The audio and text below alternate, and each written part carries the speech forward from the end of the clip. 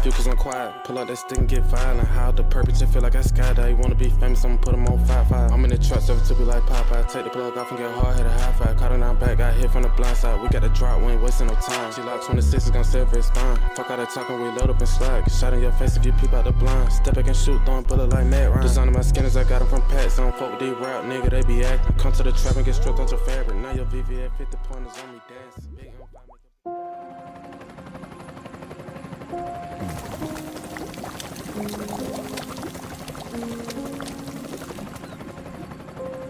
Y'all already know y'all supposed to be in the hood rich plug.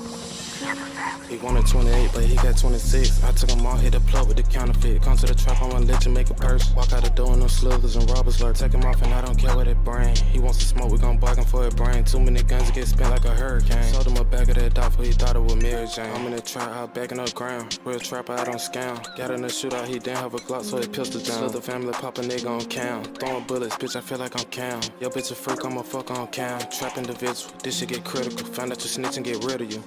Ted Bundy, bitch, I feel like I'm Zuka. Real killer, bitch, I feel like I'm Zuka. Stab a nigga, bitch, I feel like I'm Kruger. Cold-blooded, stalk a nigga like Jason. 12, know that woman with cases. Hard moving, hide that body in basement. Schizophrenic, bitch, I'm losing my mind. Kiss a nigga good, thought it was blind. The shit that I said is 100 a line. They brain to see what's on their mind. Boots bit, hit my phone for a 3-5. I bet I ain't selling no dime. Nah.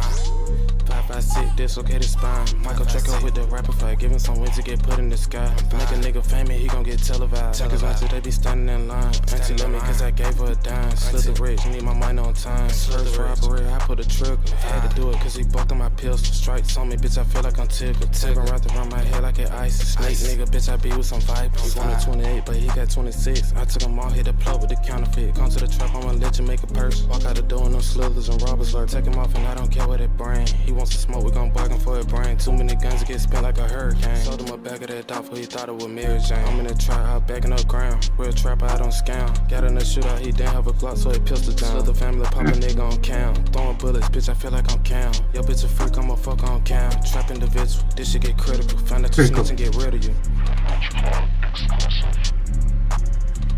Critical. Change the music. Alright.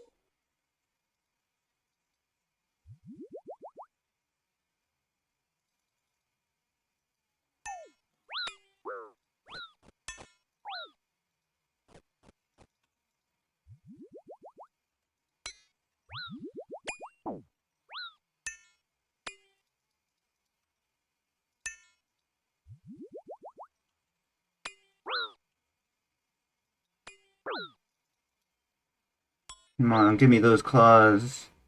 Oh my god. Why can't I hit?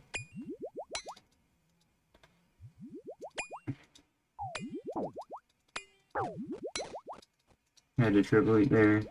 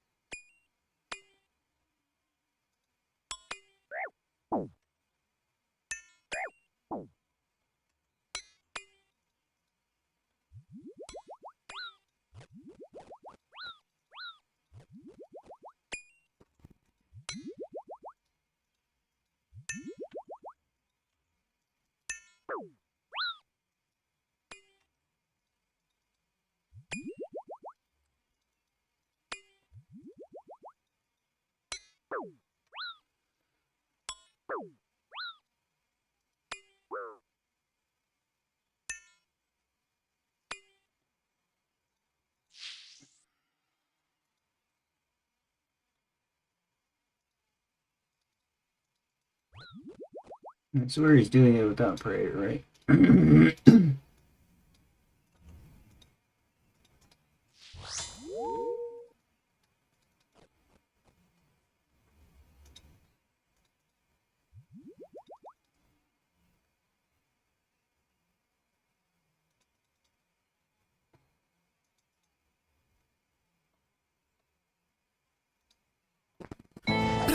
Who that?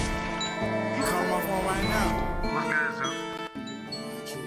Shout out my power nigga. You know what I'm talking about, nigga. Shout out my 5'9", nigga. Shout out my Swans, nigga. Shout out my Valentine's, nigga.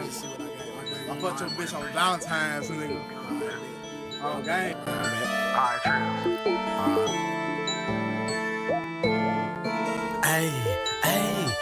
Came in with the glass. Selling them perk 30s, yeah, I need me a bag. Fat bass for the Lizzo. I shot a nigga, he ain't talking no more. Hey, you know I'm something good though. Good cocaine and 2 out of dope. Knock a nigga off with his little fofo. Bling bling, that's my telephone. Bling, I done answered the phone. And you know I ain't coming home. I shot the nigga and I made him jump.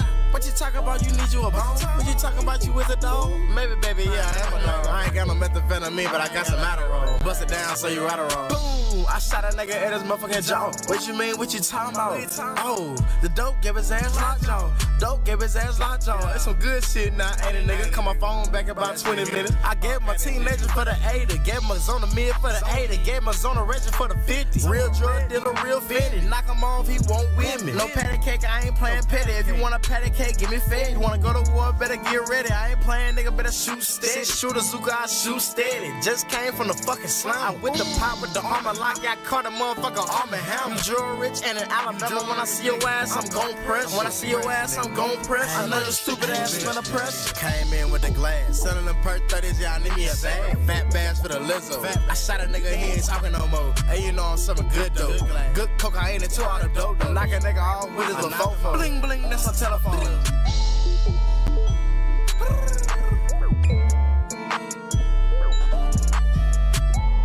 I said drive, nigga. You know I'm about to pull up over here. Say them junkies right now, nigga.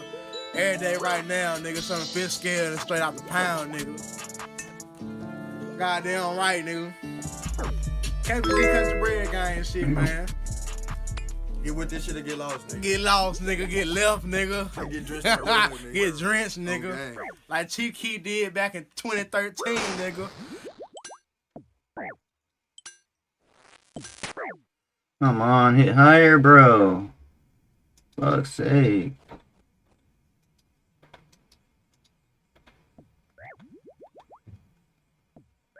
Big hit.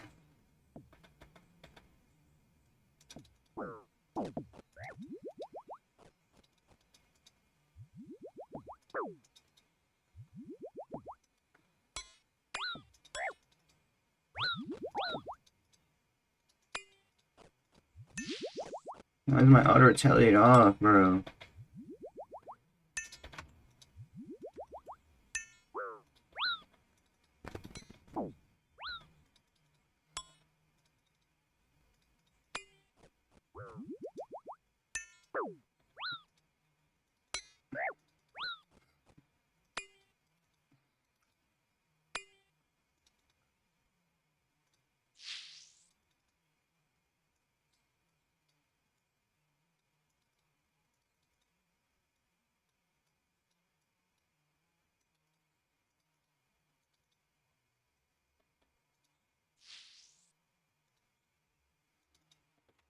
Great news, Spectrum Internet customers. Now you can try Spectrum Mobile risk-free for a full year at no cost to you. Bring your own device and we'll pay off your phone balance up to $500 per line. Plus, upgrade your phone anytime, as many times as you want when you get Unlimited Plus.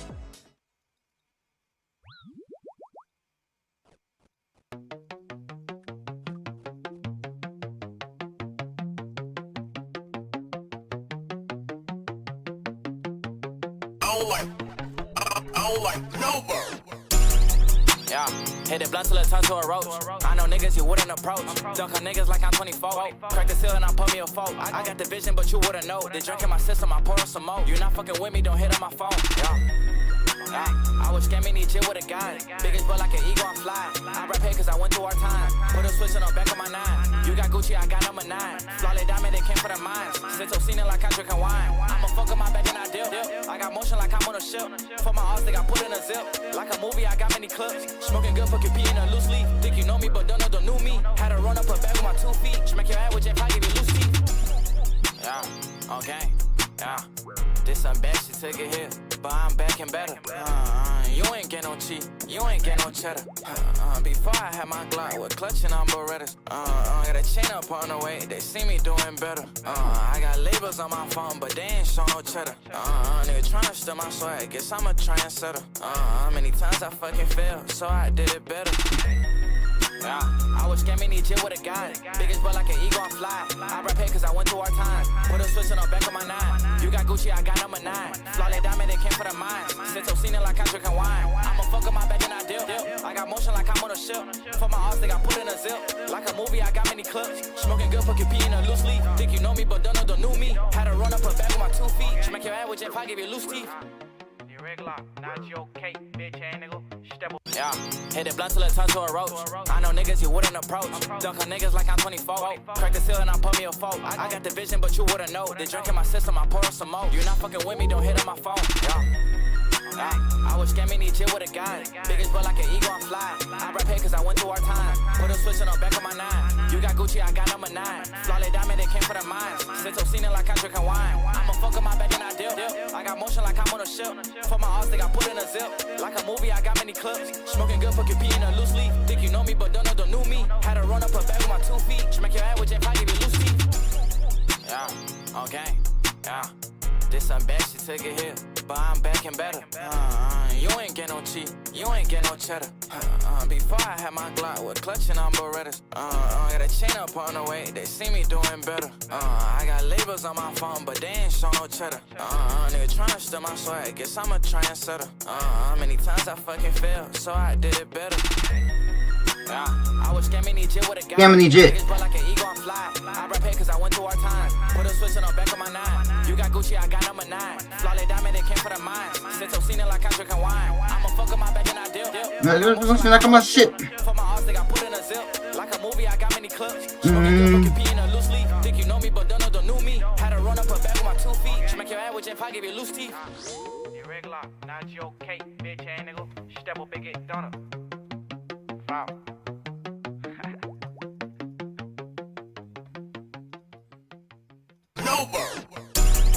Yeah, hit it blunt till it turn to a roach. I know niggas you wouldn't approach. Dunk on niggas like I'm 24. Crack the seal and I put me a fork. I got the vision, but you wouldn't know. They drink in my system, I pour on some more. You not fucking with me, don't hit on my phone.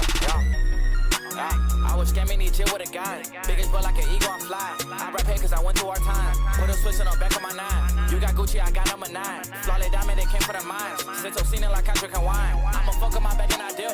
I got motion like I'm on a ship. For my arms, they got put in a zip. Like a movie, I got many clips. Smoking good, fucking pee in a loose leaf. Think you know me, but don't know me. Had to run up a bag with my 2 feet. Smack your head with your pocket, give you loose teeth. Yeah, okay, yeah. This some bad shit, take it here. But I'm back and better. You ain't get no cheat, you ain't get no cheddar. Before I had my Glock with clutching on Berettas. Got a chain up on the way, they see me doing better.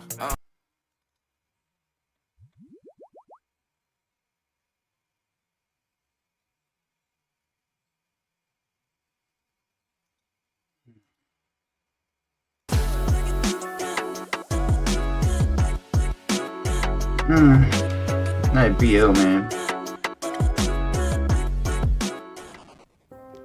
1 second she can't walk. then she can. 1 second, you're 1 year before Shannon Sharpe was sued for violent sexual assault, he was warned by one of his podcast guests to stop pursuing girls that were 30 years younger than him. You're trying to hang out with these young b****s and you can't do it, Shannon. You just can't do it. Even Lil Yachty was apprehensive of Shannon's mentality towards younger women. Y'all get to a certain age and you still like them young. You like yeah. You like the same age girls I like. Okay, yeah, right. When you get to a certain age, I'm getting old, but my eyesight's still young. Shannon.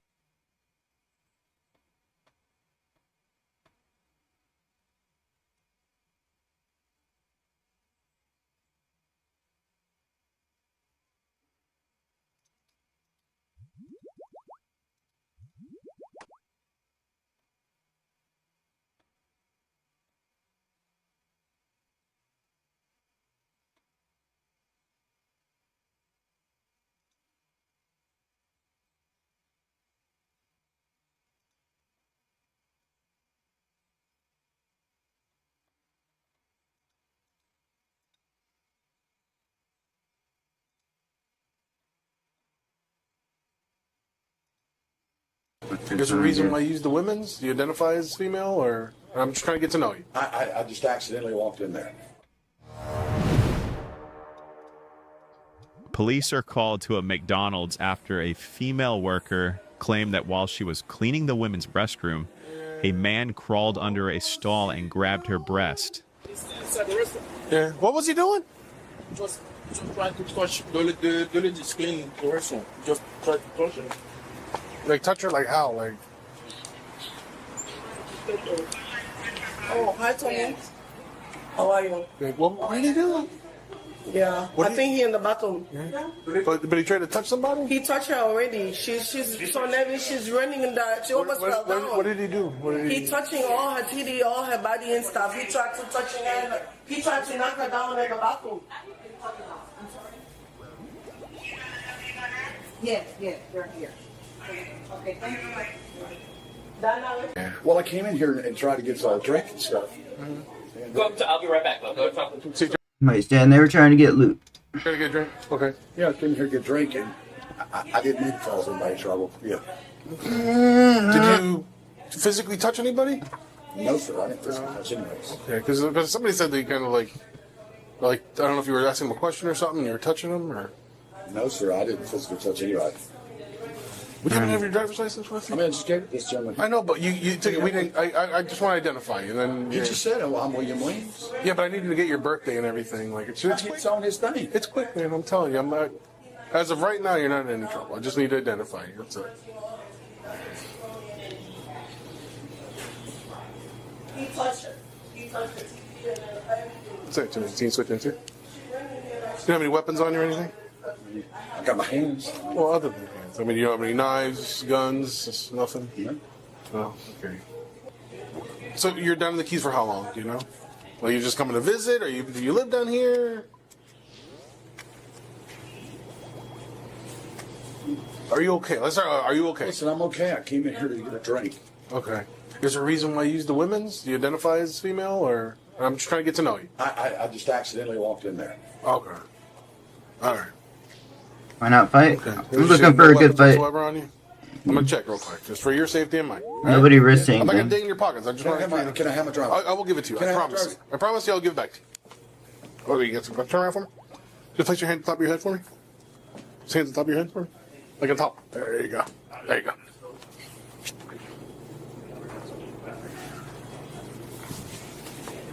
Yeah. All right, you're good. Now you can relax. All right. Yeah, I'll give you your license back in no time. Promise. I didn't jiffy. I like. Yeah, I'm just waiting for them to tell me you're good. Do you have any warrants? No. No. All right. You all right? Yeah. Feel fine. Feel great. All right. You want to have a seat? No, I don't have a seat. Cecilia, what is it?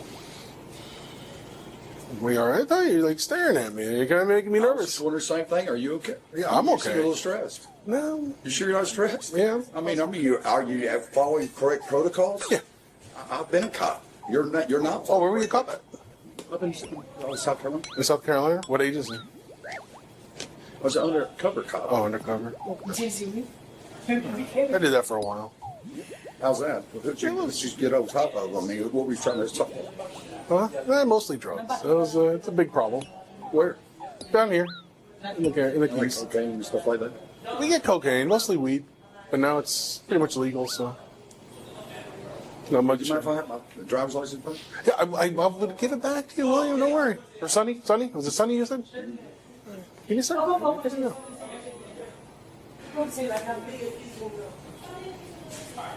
You're a cop. You know the protocol. You know, make sure you're not wanted. I know. I thought you looked kind of nervous, and I was just wondering. I mean, I've done undercover stuff too. You know? Yeah. I mean, we had to kill people and everything. You know. Would y'all have to kill people? Everything. Yeah, so back to work. No, thankfully, no. I haven't. Say to my team, go. Gosh. No, thankfully, no.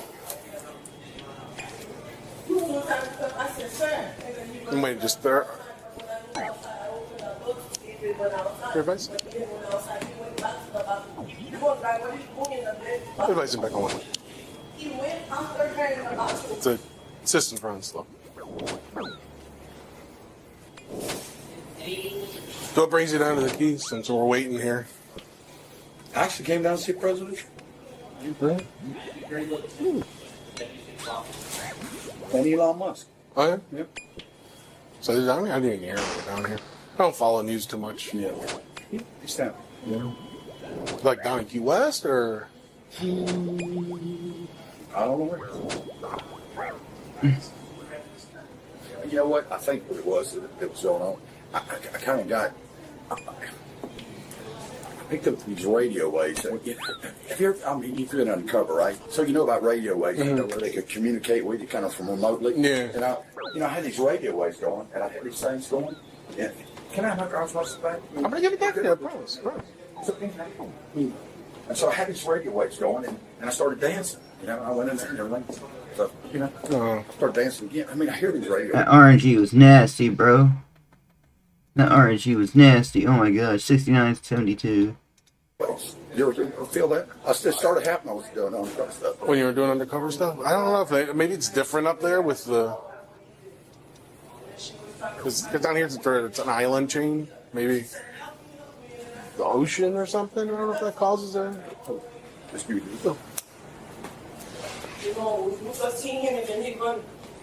I'm not sure. Keep hearing those radio waves. You know? Yeah. That started when I was undercover.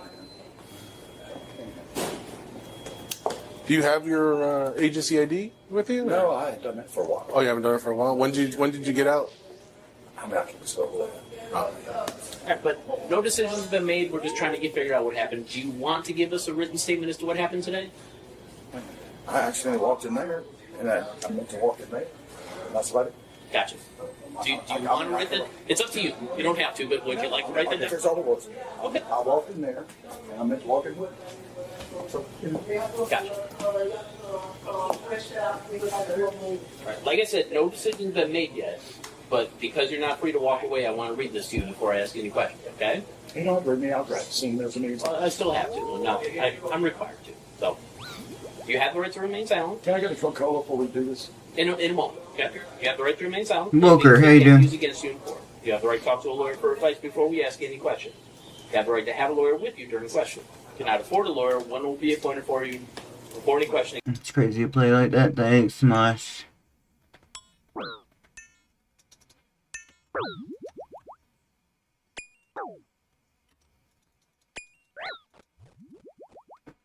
Bad RNG. Decide to answer questions now without a lawyer present. You have the right to stop answering at any time.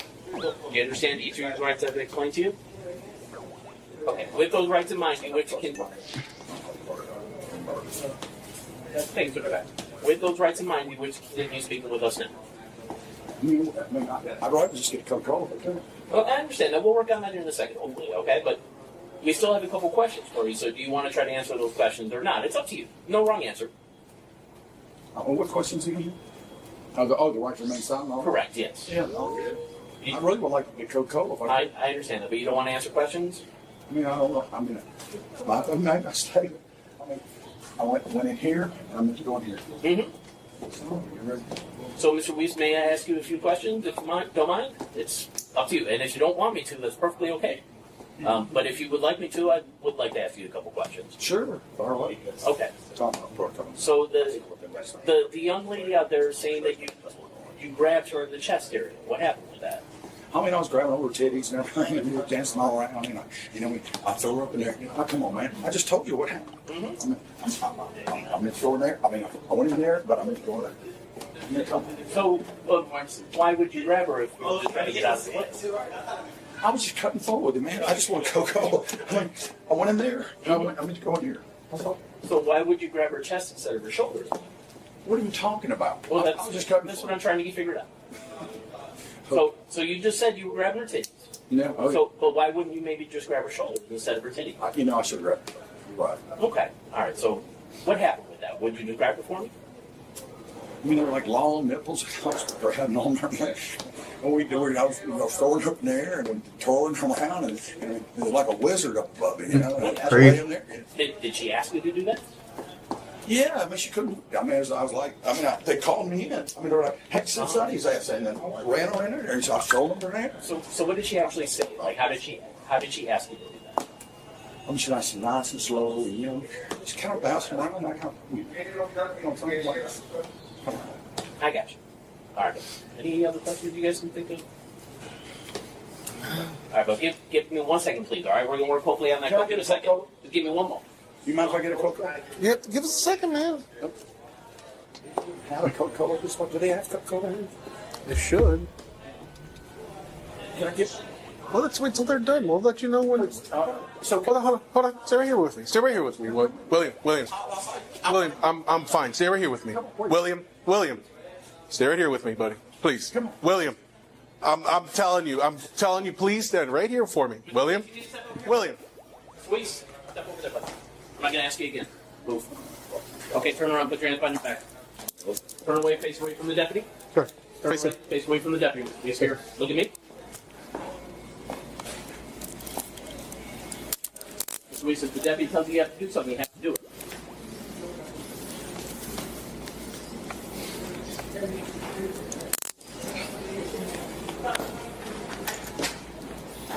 We're going to step you out to the deputy's car here. You're going to have to sit in the back there since you don't want to cooperate in here.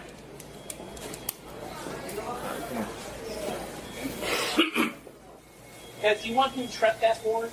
Yes, please. Yes. Not a problem. We will do that. Because the thing is, we don't want him coming back in here. We got a lot of ladies who use in the bathroom. Even me, that guy was all the way to here to me. He came in here? Of course. She was like shaking and screaming. Over to here. All the way to here. Once he saw that, he ran back to the bathroom. And then when I said, sir, and then he ran back this way, we thought he left. But what I did, I opened the door to see where he's going to run to.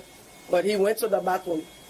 And then why are you going to go to a lady's bathroom? This is maybe he got some mental problem. Yeah. But that's not the point. Even if he's sick, somebody has to be with him. He cannot be in the street and then doing bad things to people.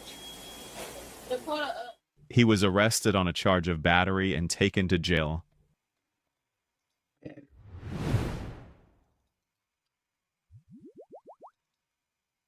What's your comment level? 10, 110, and 123.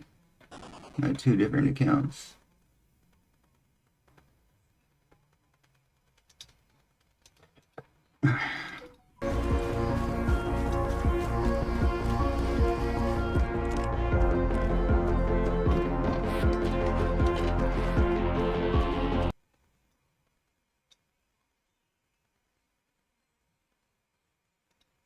Okay, wait, so Nintendo Switch 2 is not even out yet, but we are already seeing leaked reports from... Yeah, bro, that's good. Bloomberg, the usual suspects in stories like these, about a refreshed model supporting an OLED display sourced from Samsung. And there's also some other interesting tidbits of information in terms of Nintendo's ramp up of production and supply, and some other things you want to know around the launch of this console. But I really want to tackle this conversation in a way that is a reality check for most people out there, because revisions are nothing new for Nintendo in their Switch devices, but the timeline around when you should expect something like an OLED model Switch 2, which I do believe is real and will come down the line, is the crucial talking point that we need to get on the same page with. So don't go rush and cancel your pre-orders and basically think that the product that you're getting is going to be obsolete right around the corner, because that is not what this report is suggesting. Although if you just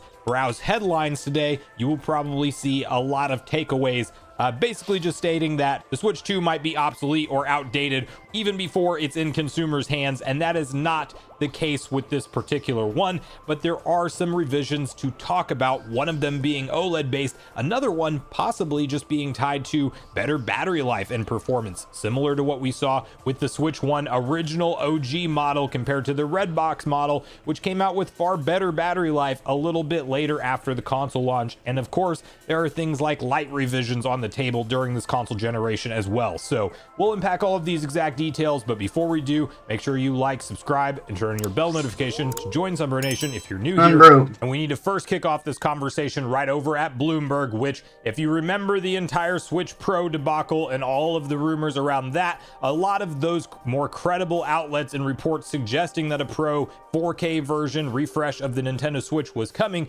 was stemming from this exact same source. So that may be a big red flag for a lot of you, but I would like to remind you guys that we did ultimately get an OLED refresh, albeit with the same chipset as the original Nintendo Switch and not those 4K reports. But legitimately, everything else about the console was leaked accurately, and there is some belief that maybe Nintendo once had a plan for a more powerful processor and even potentially sent out dev kits to their key partners to get some things ready for a 4K output on Nintendo Switch. But of course, we had that real world pandemic going on and chip supply was very much an issue. So I don't know anything about a power upgrade for the Switch 2, and we are not going to be talking about Switch 2 Pro, so don't worry about anything like that. But I do think that Nintendo has already set a precedent for something like an OLED model refresh. The question is how far down the line past the launch, and that's where we'll kind of dive into this past the article. But you can first see exactly what's laid out here from Bloomberg, which says Nintendo turns to Samsung to make chips to ramp up Switch 2 output.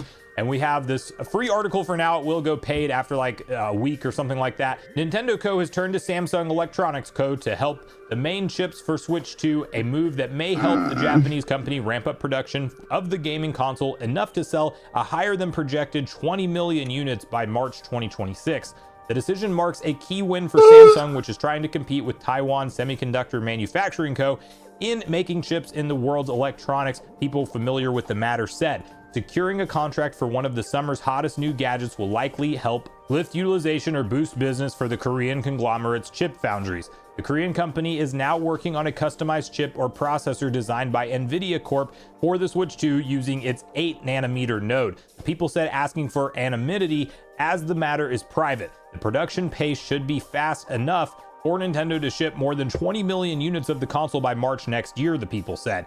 Samsung can ramp up further if needed, though much would depend on the capacity at hardware assemblers, including Foxconn Technology Group. Samsung, which already supplies memory chips and displays to Nintendo, Peak Gaming, let's go. With TSMC in contract chip making. The latest deal reported earlier by Chosen Biz is a validation for Samsung's contract chip making division, which once hoped to grow into another pillar of the chip business alongside memory. Instead, TSMC has steadily widened its lead, attracting customers such as Apple and Nvidia through consistent upgrades and reliable high-volume manufacturing. The two companies compete to improve production capabilities at the increasingly smaller geometries and are locked into a race to boost yields from 2nm technology to raise both profitability and production quality.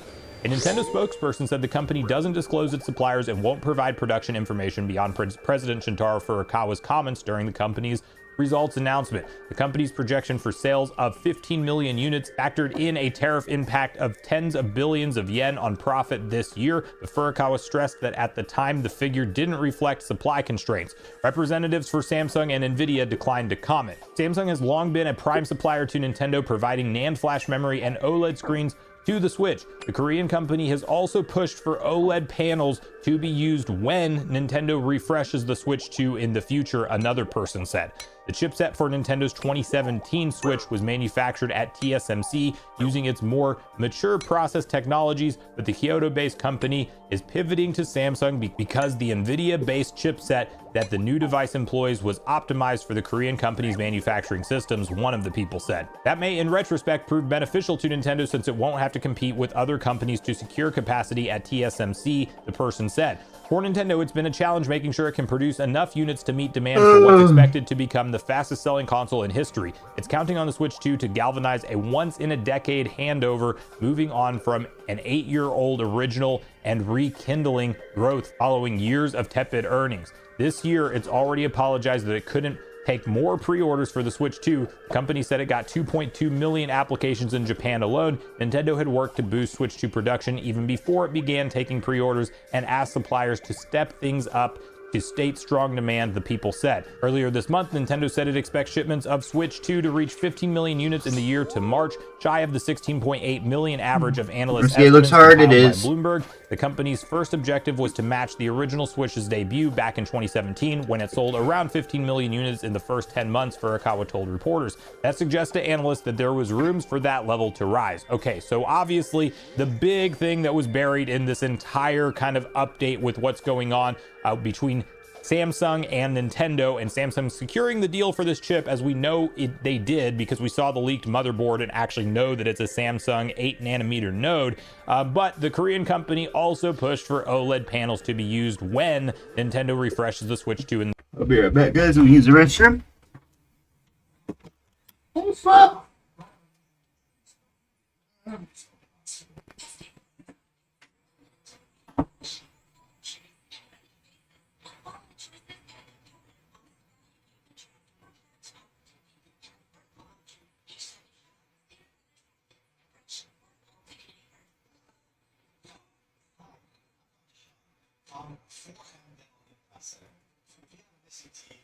Change your life with a beautiful set of permanent teeth all in one day, just like you. For so proud of me, people smiling. I mean, my life has changed completely. What a difference a smile makes. All I have on YouTube. Call us now for our very special offer.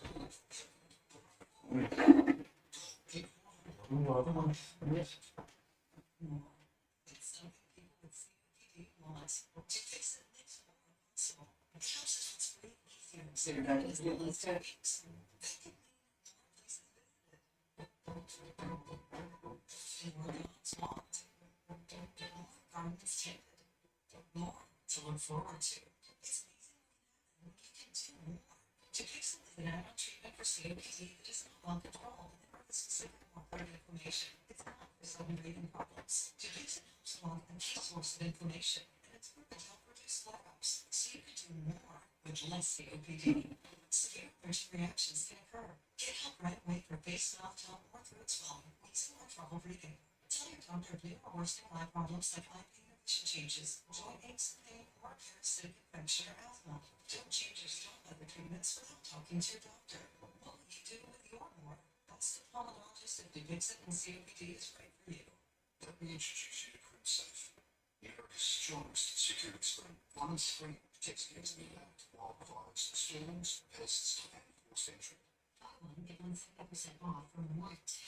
Go now for GoPlaySafe.com.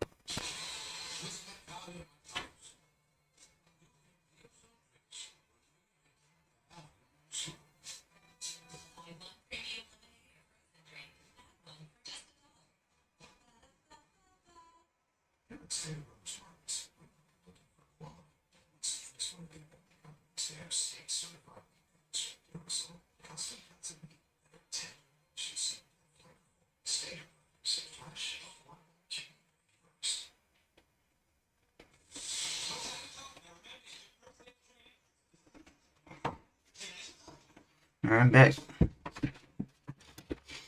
Hey, Big Rip.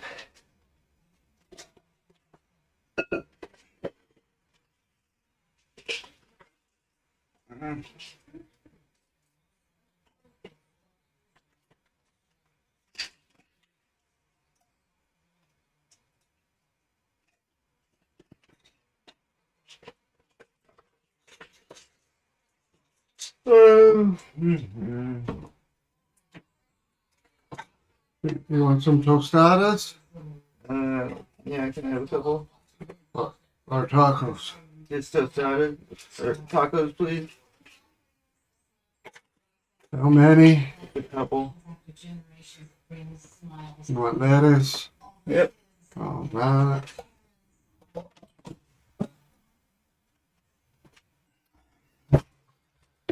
Come on.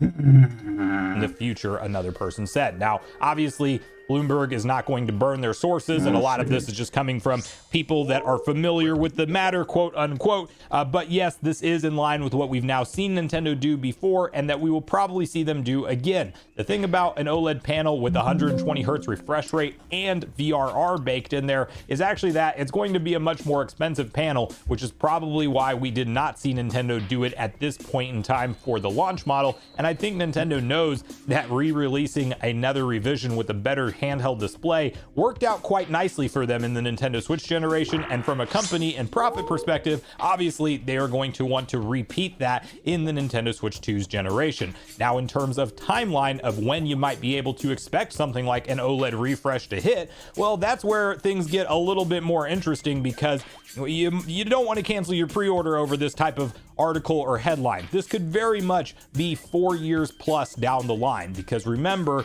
when the Switch launched in 2017, that was the only model on the market. We did get that V2 battery refresh, I believe back in August of 2019, so a couple years, and then some, essentially 2.5 years after the Switch launched is when we got that better battery life model, but the display technology, everything was identical, and it was not until 2021, so 4 full years and then some after, that we saw the Nintendo Switch OLED refresh hit, which of course, as mentioned, many people were expecting it to maybe be the Pro model. That did not happen. Whether or not that was because of chip supplies or the reporting was just off with the 4K model, that all remains to be seen.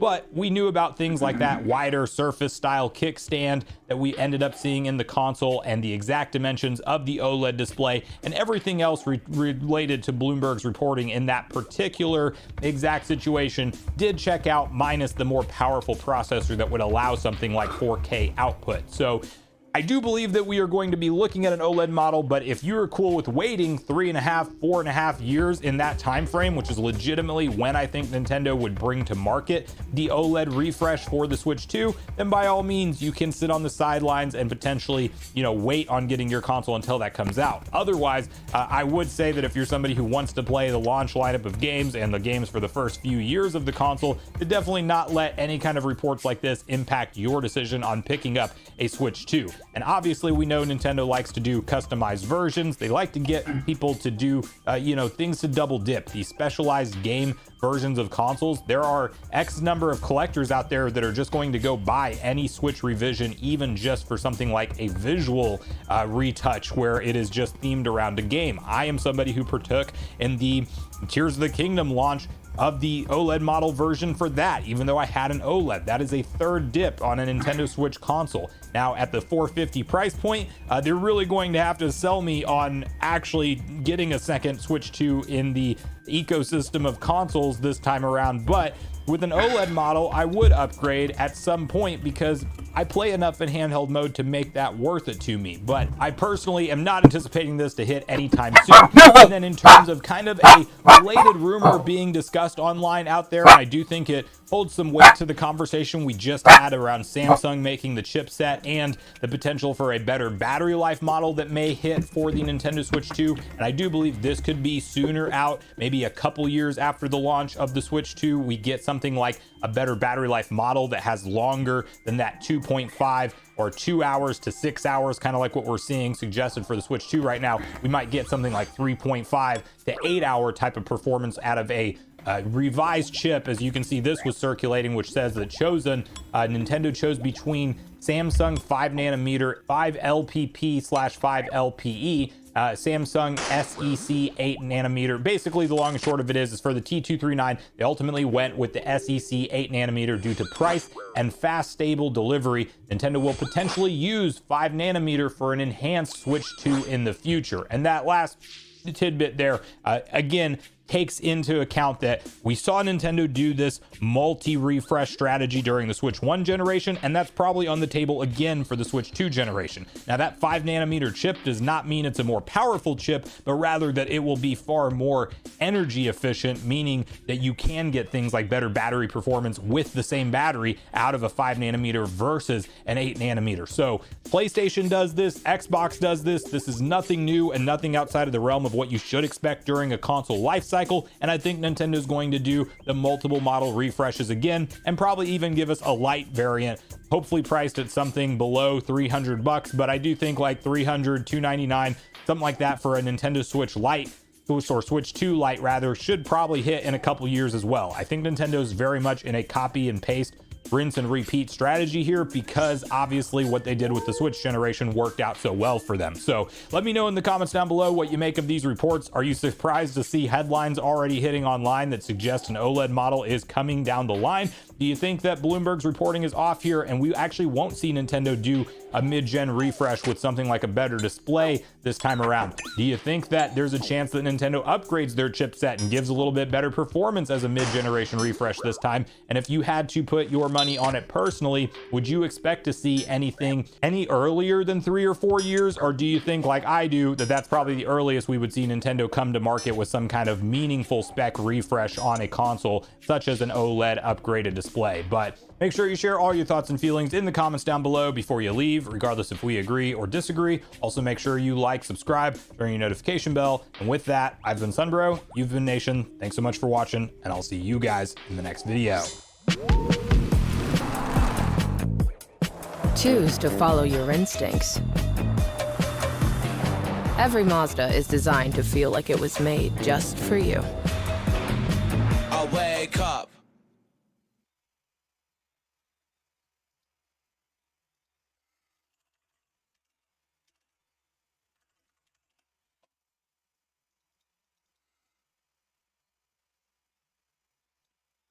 Pretty excited to have a look at this today. This is a gaming laptop cooler. So it's a stand that is designed to keep... That's cool. We've got 2 and 3.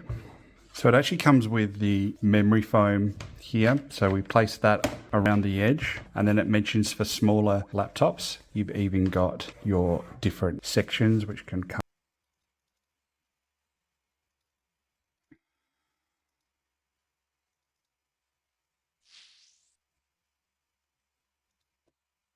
Grab.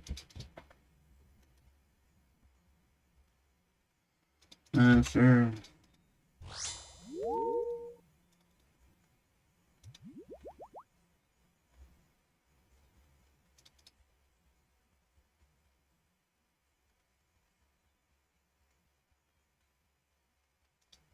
The main issue with thin laptops is that it does not have enough air cooling to cool down the system when you're gaming. Well, thankfully, Lano sent us another laptop cooler. And this is another one of their amazing products. This is the Lano V10 laptop cooler. And this cooler is amazing for any thin gaming laptops. This cooling pad has a turbo fan that can run up to 3500 RPM. Let me show you how loud and cool she gets.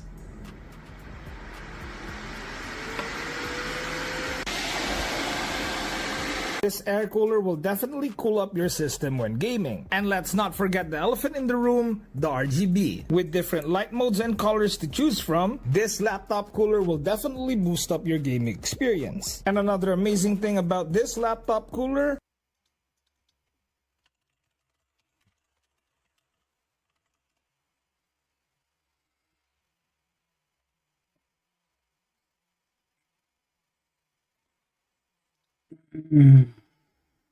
pretty much accommodate a 13.3-inch laptop. Sour cream? Sure. It'll be done in 5 seconds. All the way up to a lifespan of your laptop. Overheating is one of the leading causes of hardware failure, especially on super thin gaming laptops like the G14 and for one the V12 version, your temperatures down, but it also prevents thermal throttling, allowing you to maintain peak performance for longer periods. In my test without the cooler, the G4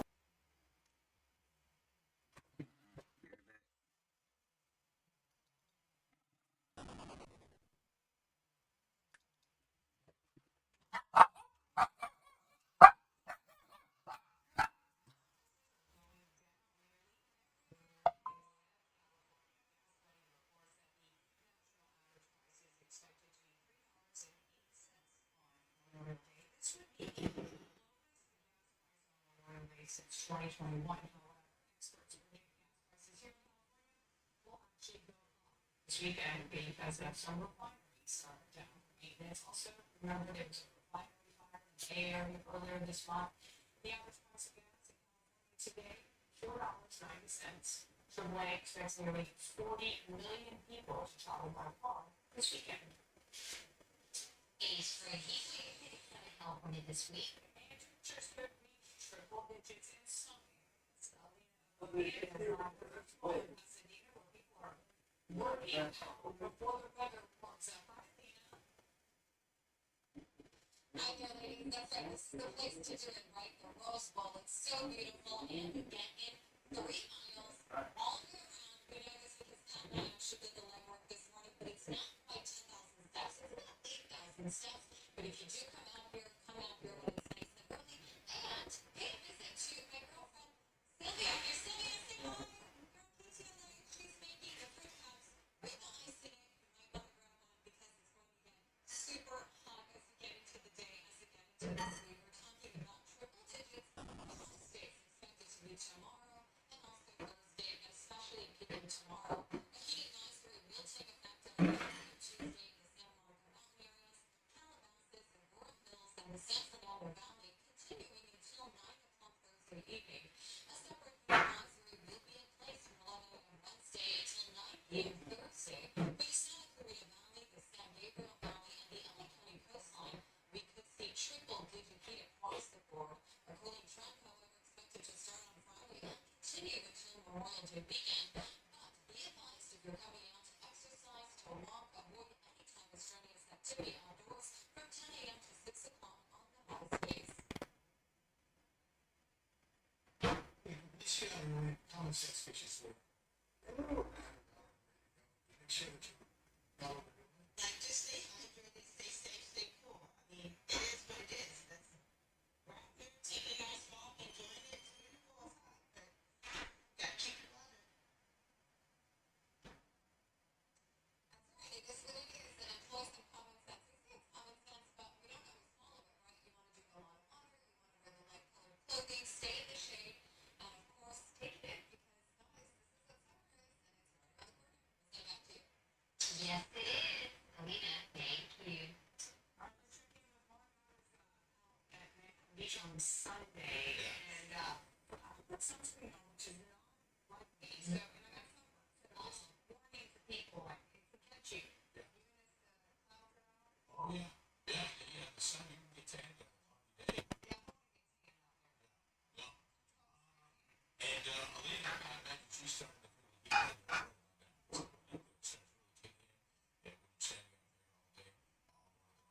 Sitting in the back.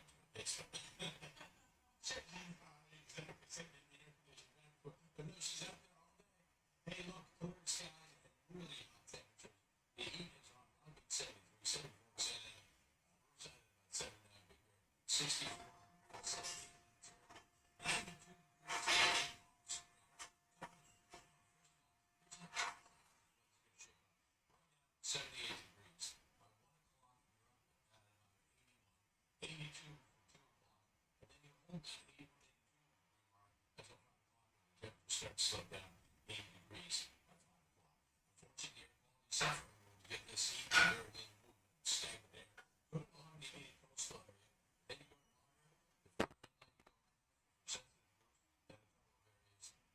groups, then a couple of areas, redlands, so air quality is suffering. Here we go. As far as the onshore flow kicks in, on Friday it starts to move things down, and then really starts to move things down again Saturday and Sunday. Orange County Inland, here we go. 88, 89. Saturday, Sunday, that drops down to 77, and then 78 degrees. As far as the San Fernando Valley goes, yikes, you could get into 100 degrees, especially with the hills. 94, 99 for Wednesday. Saturday and Sunday, 82 and Monday, 83 degrees. These are students using technology. Andy's here.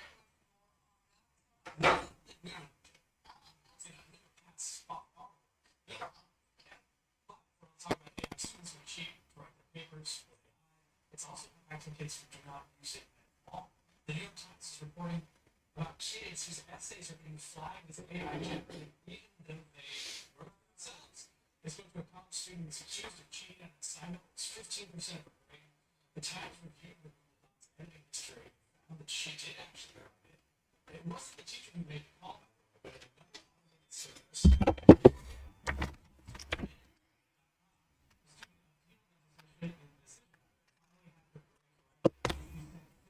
Pages of documentation to support that she was legit.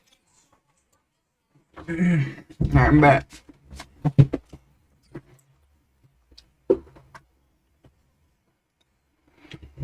Hello everyone and welcome to another video. Now today we're diving back into the world of laptop cooling pads and looking at Donos' latest release, the V10. We tested the V12 a few months ago and I found the results to be quite surprising, especially as I went into it with a very skeptical attitude. I've experienced overheating firsthand. I once had a chunky old Toshiba that would thermal throttle after a couple of minutes in Microsoft Paint, so for gaming it was hopeless. But let's see if this thing is any good by testing it with a couple more modern machines. So Donos sent over the V10 Pro, which is best suited to laptops that are between 13.3 and 17.3 inches in size. The same goes for the V10 SE, which is basically identical but lacks the RGB lighting. I'll expand on that later. In the box we get a power plug because this beast plugs straight into the mains, as well as a user manual, USB cable and spare dust filter. At the centre of the cooling pad we have a 12cm fan.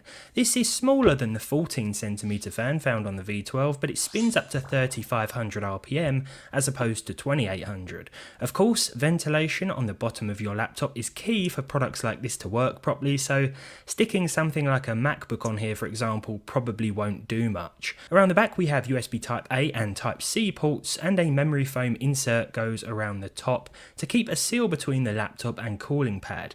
We get spare foam to make any necessary adjustments for smaller machines. The memory foam has decent grip to help prevent sliding, but of course we can deploy what I like to call the little front arms to keep the laptop in position as well. The fold out and extendable rear legs raise the laptop up a bit, and this should also help with ventilation and heat dissipation. I also think that this puts the laptop in a more comfortable usage position anyway, slightly raised and angled towards the user. As I mentioned before, the V10 SE has controllable RGB with 5 colours and 12 modes. I mean, what gaming accessory is complete in 2024 without RGB these days, right? RGB. Some of you will be pleased to know though that it can be turned off completely. This is all adjustable with physical buttons this time around, which I prefer over the sort of squidgy ones found on the V12. The fan speed control is also controlled by buttons this time, which I actually don't like as much as the up and down dial on the V12 model, but we can press and hold the buttons to adjust the speed, so there's no need to keep clicking and clicking. You spent $80 on a laptop cooler, guys. Opinion of the time. Speed but 80 degrees, and the GPU hotspot hit 83 degrees. When we elevated the laptop, meaning just lifting it up with a stand and no fans, the CPU temp dropped to 87 degrees, which is still a little high for my liking. The GPU dropped 4 degrees to 76, and the hotspot temp dropped to 80 degrees. Now when we used the cooling pad at 300 RPM, the lowest fan setting, we saw a max CPU temp of 85, so a little bit of a drop compared to the elevated temperature, and a pretty significant drop compared to the on-desk temperature. The GPU temperature also dropped another few degrees, as did the GPU hotspot temp. With the cooling pad set at 1200 RPM, the CPU dropped down to 81 degrees max, the GPU down to a very nice 69 degrees, and the GPU hotspot down to 73. Bumping this up a little to 1500 RPM, did see another little drop to the CPU. The GPU once again sat at 69 degrees, and the GPU hotspot sat at 72, so not as much of a difference between 1200 and 1500 RPM modes, but then again there's not much of a noise difference either.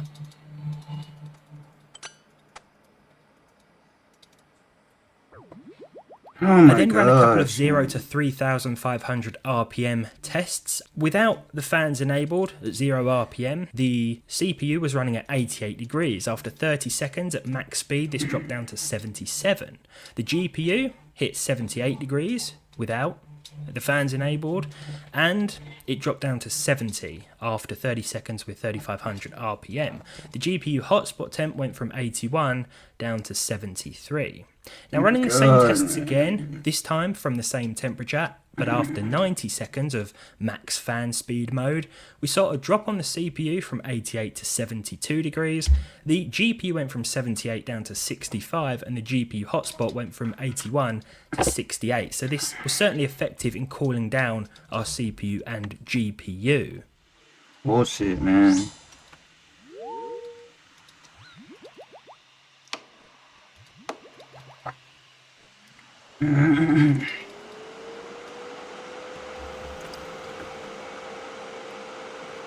Fuck's sake, bro. Of course, it isn't just gaming that can affect temperatures. Video editing and rendering can cause things to warm up rather rapidly too. I ran a 60-second render test in DaVinci Resolve to monitor CPU temperatures using the same fan speed modes, and here is how we got on.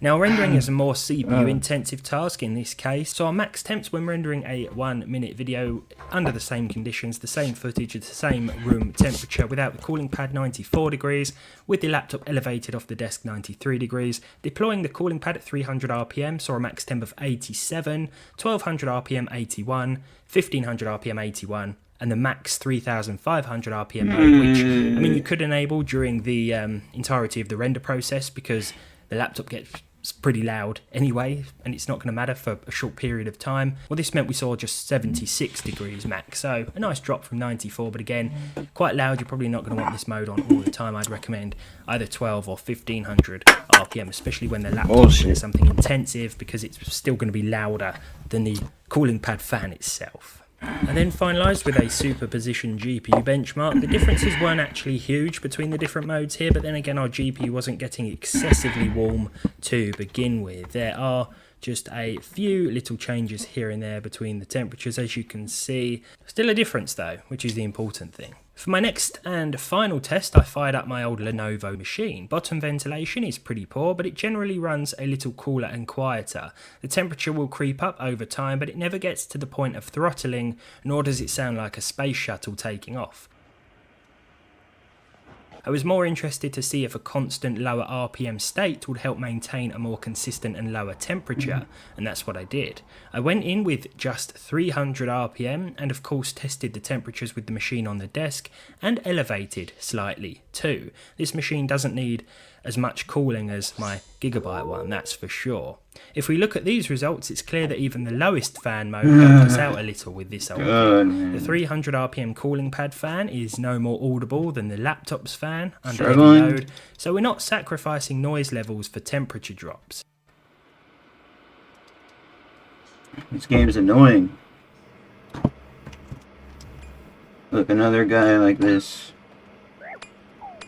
Sure, this thing isn't much use for modern gaming, but these temperature reductions should be visible in other system-intensive tasks as well. So finally, we need to talk about the price. Yes, now I can't sit here and recommend this at over £100 or dollars or Canadian dollars if you're using an old laptop that's cost you about 100, 200 quid, you know? I don't think it makes sense in that regard. If you've spent £1,000 or £2,000 on a laptop, however, then another 100 and something isn't going to seem as significant if you want to try and keep it cool, because let's face it, even the most powerful laptops, the most expensive laptops out there do get too hot sometimes, and I think in that case, this is where something like this may be tempting. If you're more of a budget user, then you're not going to be using a £100-200 laptop, I don't think, and then go out and be like, yeah, I'm going to spend another 100 on a laptop cooling pad. Realistically, anyway, that's just my opinion. But in terms of the actual product, though, yeah, it does what it says.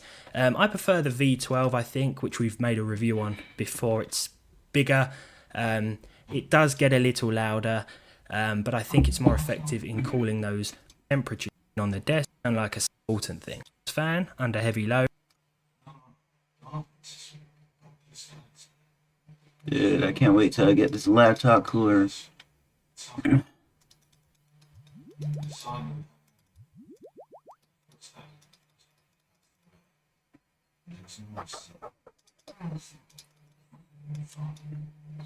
$80 on a laptop cooler.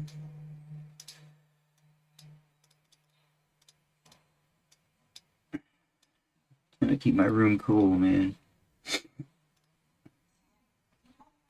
advanced reasoning.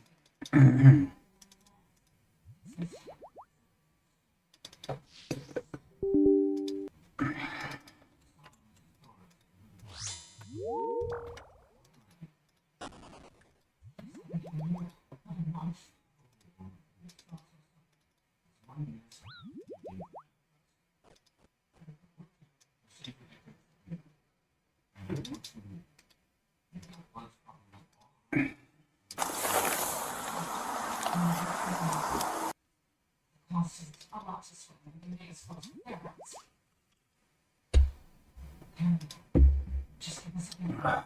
This will come in tomorrow. We'll be moving. As for me, I'll give you my word.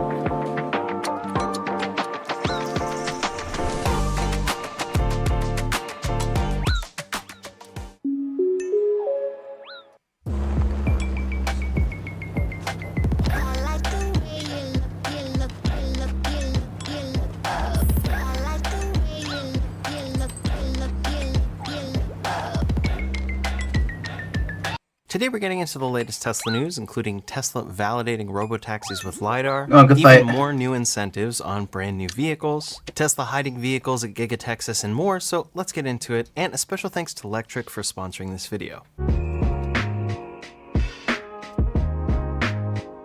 First up today, from time to time, Tesla of course offers software upgrades. Some of them are paid, like full self-driving, but most of them come free to customers.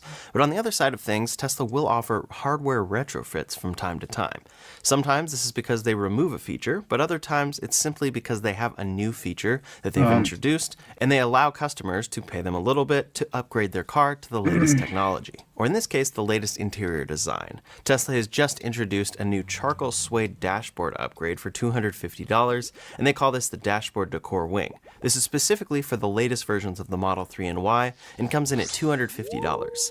Tesla says, quote, upgrade your trim. The Model 3/Y Dashboard Decor Wing in charcoal suede allows you to change the aesthetic styling of your dashboard with a refined look and a deep matte gray that is soft to the touch and made of 100% vegan suede. This is specifically for the refresh of the Model 3 and Y, so 2024 plus Model 3s and 2025 plus Model Ys. This also is something that has to be installed at the service center. So for people who didn't buy the launch series of the latest Model Y, their cars are coming with more of a basic trim there, and they can upgrade to this if they wish. And then for the Model 3, it's also a different material there, or it comes with the carbon fiber version on the performance model. So some people may want to make that change for $250. This is a really specific, small thing, and maybe people really like the look looking up at their dashboard, but I don't think it's something that will be extremely popular or anything, but we'll have to see. At the very least, it's an interesting upgrade that Tesla is offering, and it can be installed at the service center for all versions of the new Model 3 and Y. Now, over on the software side of things, Tesla has been rolling out their latest version of full self-driving, and one of the biggest things here is reduced nags. This is FSD version 13.2.9, and Tesla has made significant changes to the driver monitoring system. In the latest versions of full self-driving, it's not steering wheel nags that are important. It's actually the camera looking at your eyes to make sure you're paying attention to the road, and sometimes this can be very sensitive. I know for me, I was just on a long drive where I needed to find a supercharger, so I was doing so on screen to kind of dial in exactly the one I wanted to go to instead of the pre-calculated one. And as a result, I got a full self-driving strikeout, and the whole time I was trying to ensure I'm really showing it that I'm monitoring the road, because it really seems like you can totally be paying attention to the road, but it doesn't think that you are. In any case, it seems they are working on fixing this because the latest version of full self-driving has reduced the strictness of the interior camera monitoring, allowing drivers more leeway for glances at things like the center screen without immediate alerts. Tesla's VP of Autopilot also confirmed this change and said this specifically was needed, so I'm glad to see this, because a lot of times people are noticing this sensitivity when they're simply trying to do normal driver operations. And the previous system with steering wheel nags was actually a little better in some cases. So now you'll be able to be hands-off, and you'll actually be able to engage with the center screen for important things like routing while you're driving in full self-driving. Of course, though, this gets us closer and closer to that unsupervised full self-driving. For now, it seems like it's still going to be a pretty reasonable amount of time that you can look at the screen before it's going to make you look at the road. But long term, Tesla wants you to never have to actually pay attention to the road with unsupervised full self-driving. This update is rolling out currently to Tesla's fleet. Many people already have it, and some are still waiting on it, and I'm excited to see this roll out and give it a try. Next up today, over at Giga Texas, production is underway for the Model Y and Cybertruck. These are the normal vehicles that Tesla ships out of that factory, but of course we're expecting some new stuff from Tesla. So Joe Tegmeyer, who flies drones around Giga Texas, caught something interesting this week. There's a tent at Tesla's supercharger, and we have seen this here before, but it's obviously indicating that Tesla is charging up a vehicle at the supercharger that they don't want people to see. So could this be the robotaxi, or could this be whatever new affordable vehicle is coming from Tesla? At the same time, it could also be the performance Model Y. Those are the first two possibilities, a performance Model Y or whatever cheaper vehicle they're coming out with soon, and both would indicate that those cars have some significant changes that people would notice from a drone shot like this. In that case, they need to cover it up. But on the other side of things is the robotaxi. Of course, Tesla has already unveiled the robotaxi to us, so there wouldn't be a ton to hide there besides just their production schedule and the fact that they're actually making first prototypes out of Giga Texas. However, we've seen robotaxis operating around and testing at Giga Texas, so there wouldn't be too much to hide here unless they're hiding how they're charging it. Maybe they're testing their wireless charging setup, which they have shown us that they plan to use with the robotaxi. Or maybe they're plugging into the robotaxi through a secret port that they also don't want to show.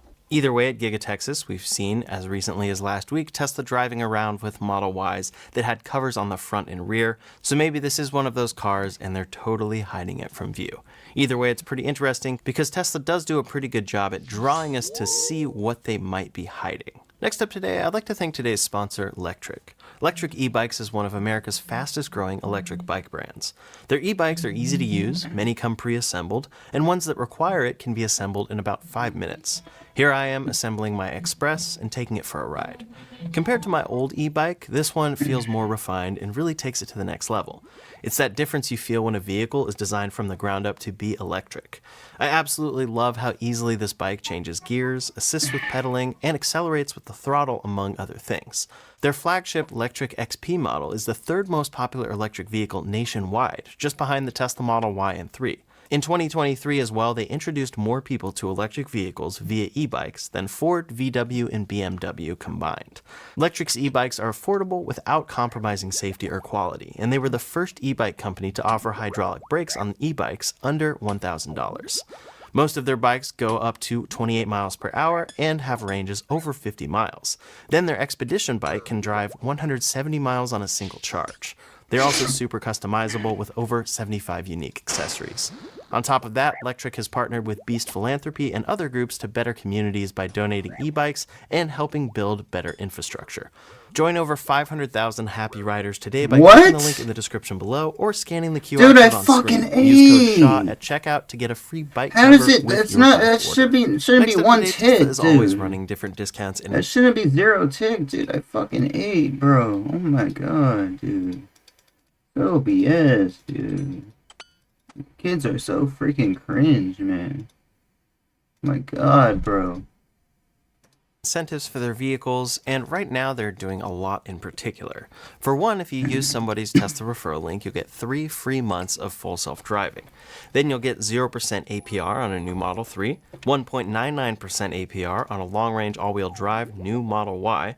Foundation Series Cybertrucks are heavily discounted. They also have free supercharging attached to them. There's a free FSD transfer option available, and then there are free paint colors and interior upgrades for certain Model 3 trims. What fucking Overall, there's a A, lot of man. What options the right now if you're fuck? already in the market that can save you a lot of money over the course of ownership. But Tesla just added 2 new incentives. The first one is the expansion of their Bullshit. military discount of $1,000. Tesla has offered this military discount before, but now it's expanded to be military, first responder, teacher, and students. Here, Tesla says Tesla vehicles are made in America, perfect for everyday American heroes. Receive $1,000 Oh my off God, any new man. Model S, Model 3, Model Hate X, my Model life. Y, and Cybertruck. Offer available to verified military veterans, retirees, active duty members, their spouses, surviving spouses, first responders, students, and teachers verified through ID.me. After that verification, the discount will come off of your Tesla vehicle order. That's a cool program to Sick. see expanding, but then on the other side of things is a new program for Lyft drivers. Interestingly, this is actually kind of Tesla's competitor coming up, but it's another promotion offering $1,000 off for Lyft drivers who plan to use their EV for ride hailing. This is available on all Tesla vehicle types, so even the Cybertruck, and it gets you $1,000 in Tesla credits upon taking delivery of your Tesla vehicle, if you plan to use it for Lyft. Find big deals at Best Buy this Memorial Day.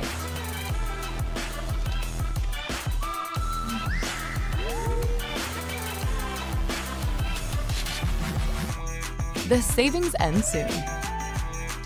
This, of course, could be used for things like charging and accessories for your car, but then you'll receive a $1,000 incentive after the fact from Lyft after you complete 100 trips. So it's really to make sure you're specifically using this for 500K? Lyft. It does seem that there is a deadline That's here as double well. what I'm- Those that's 100 half what I'm trips have risking, to be man. completed by July 13th, and the driver must take delivery by June 30th. This, of course, is the latest in a long line of incentives that Tesla is offering right now, and it's interesting to see because it seems to prove that they're really having trouble right now. They're pulling a lot of levers to try to drive demand of their cars, even the latest Model Y. And I know out near me, inventory is sky high for the brand new version of the Model Y. I can see at my local service centers tons of these cars in tons of colors and various options available. And then when I go to Tesla's inventory website or configure a brand new Model Y in any configuration, it is available to pick up today. So we know all of that is going on, but then this Lyft partnership is particularly interesting because soon enough, Lyft should actually be one of Tesla's big competitors when it comes to robotaxis. In many ways, this is creating competition for their own vehicles, but of course, it's a huge part of their business to sell vehicles. So they really have to focus on that right now, even though these cars will probably soon become their own competitors for their robotaxi network. Now, speaking of that robotaxi network and the launch that should be happening soon there, for the first time we've spotted Tesla out testing a Model Y with LiDAR equipped on it. Now, this is the first time we've seen this on the refreshed Model Y. We've seen it plenty of times before on basically all Tesla vehicles. We've seen this on the Cybertruck, we've seen this on Model S's, and we've even seen this on semis. This is the type of equipment we see all other robotaxi networks utilizing. For instance, I was just in Las Vegas and saw a bunch of different types of robotaxis operating and testing from even some companies I hadn't heard of. Zoox is testing out there, but of course the biggest player in this space right now in a few different markets offering the most rides is Waymo, and many are familiar with what their cars look like. Overall, Tesla's approach is to have a much cleaner look to their car because they don't need all of those sensors. But of course, this one out testing has all those sensors, and it's definitely a Tesla-owned vehicle with manufacturer plates. And it's the exact car that they plan to launch their robotaxis with, the refreshed Model Y. In Tesla's case, though, this is only for validation. They are actively validating their camera-based systems with LiDAR to make sure it's truly understanding depth and seeing all objects that the LiDAR is seeing with its advanced sensors. Their approach is that if they can get those to match, then they don't actually need that LiDAR sensor. We've seen this type of rig many... Sit down, sit down. Gosh, this is so freaking BS.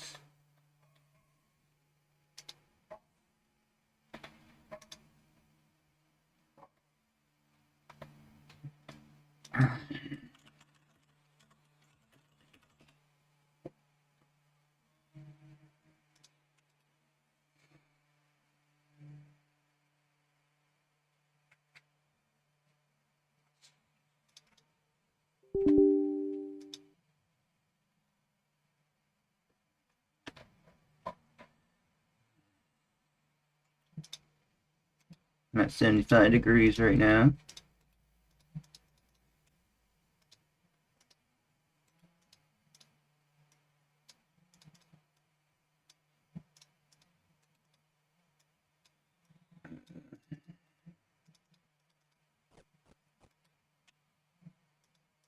many times before, as I mentioned, and we notably saw it at Warner Brothers before Tesla had their We Robot event out there.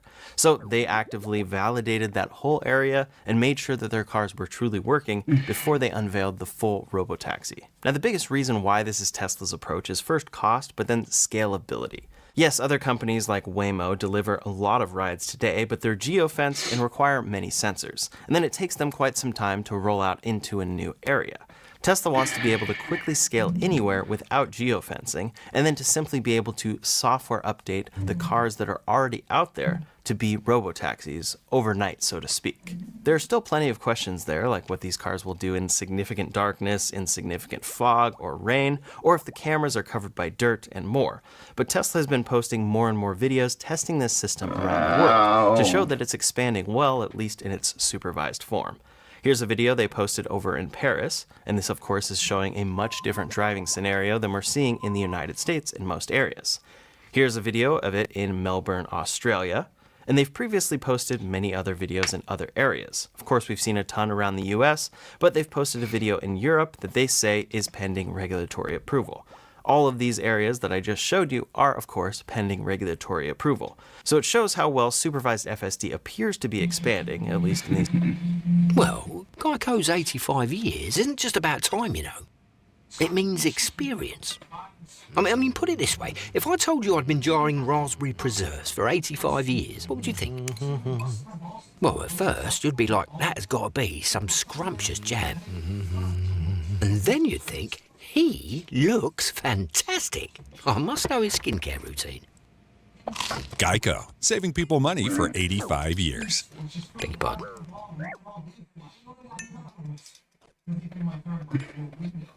Oh my god, I accidentally minimized my fucking...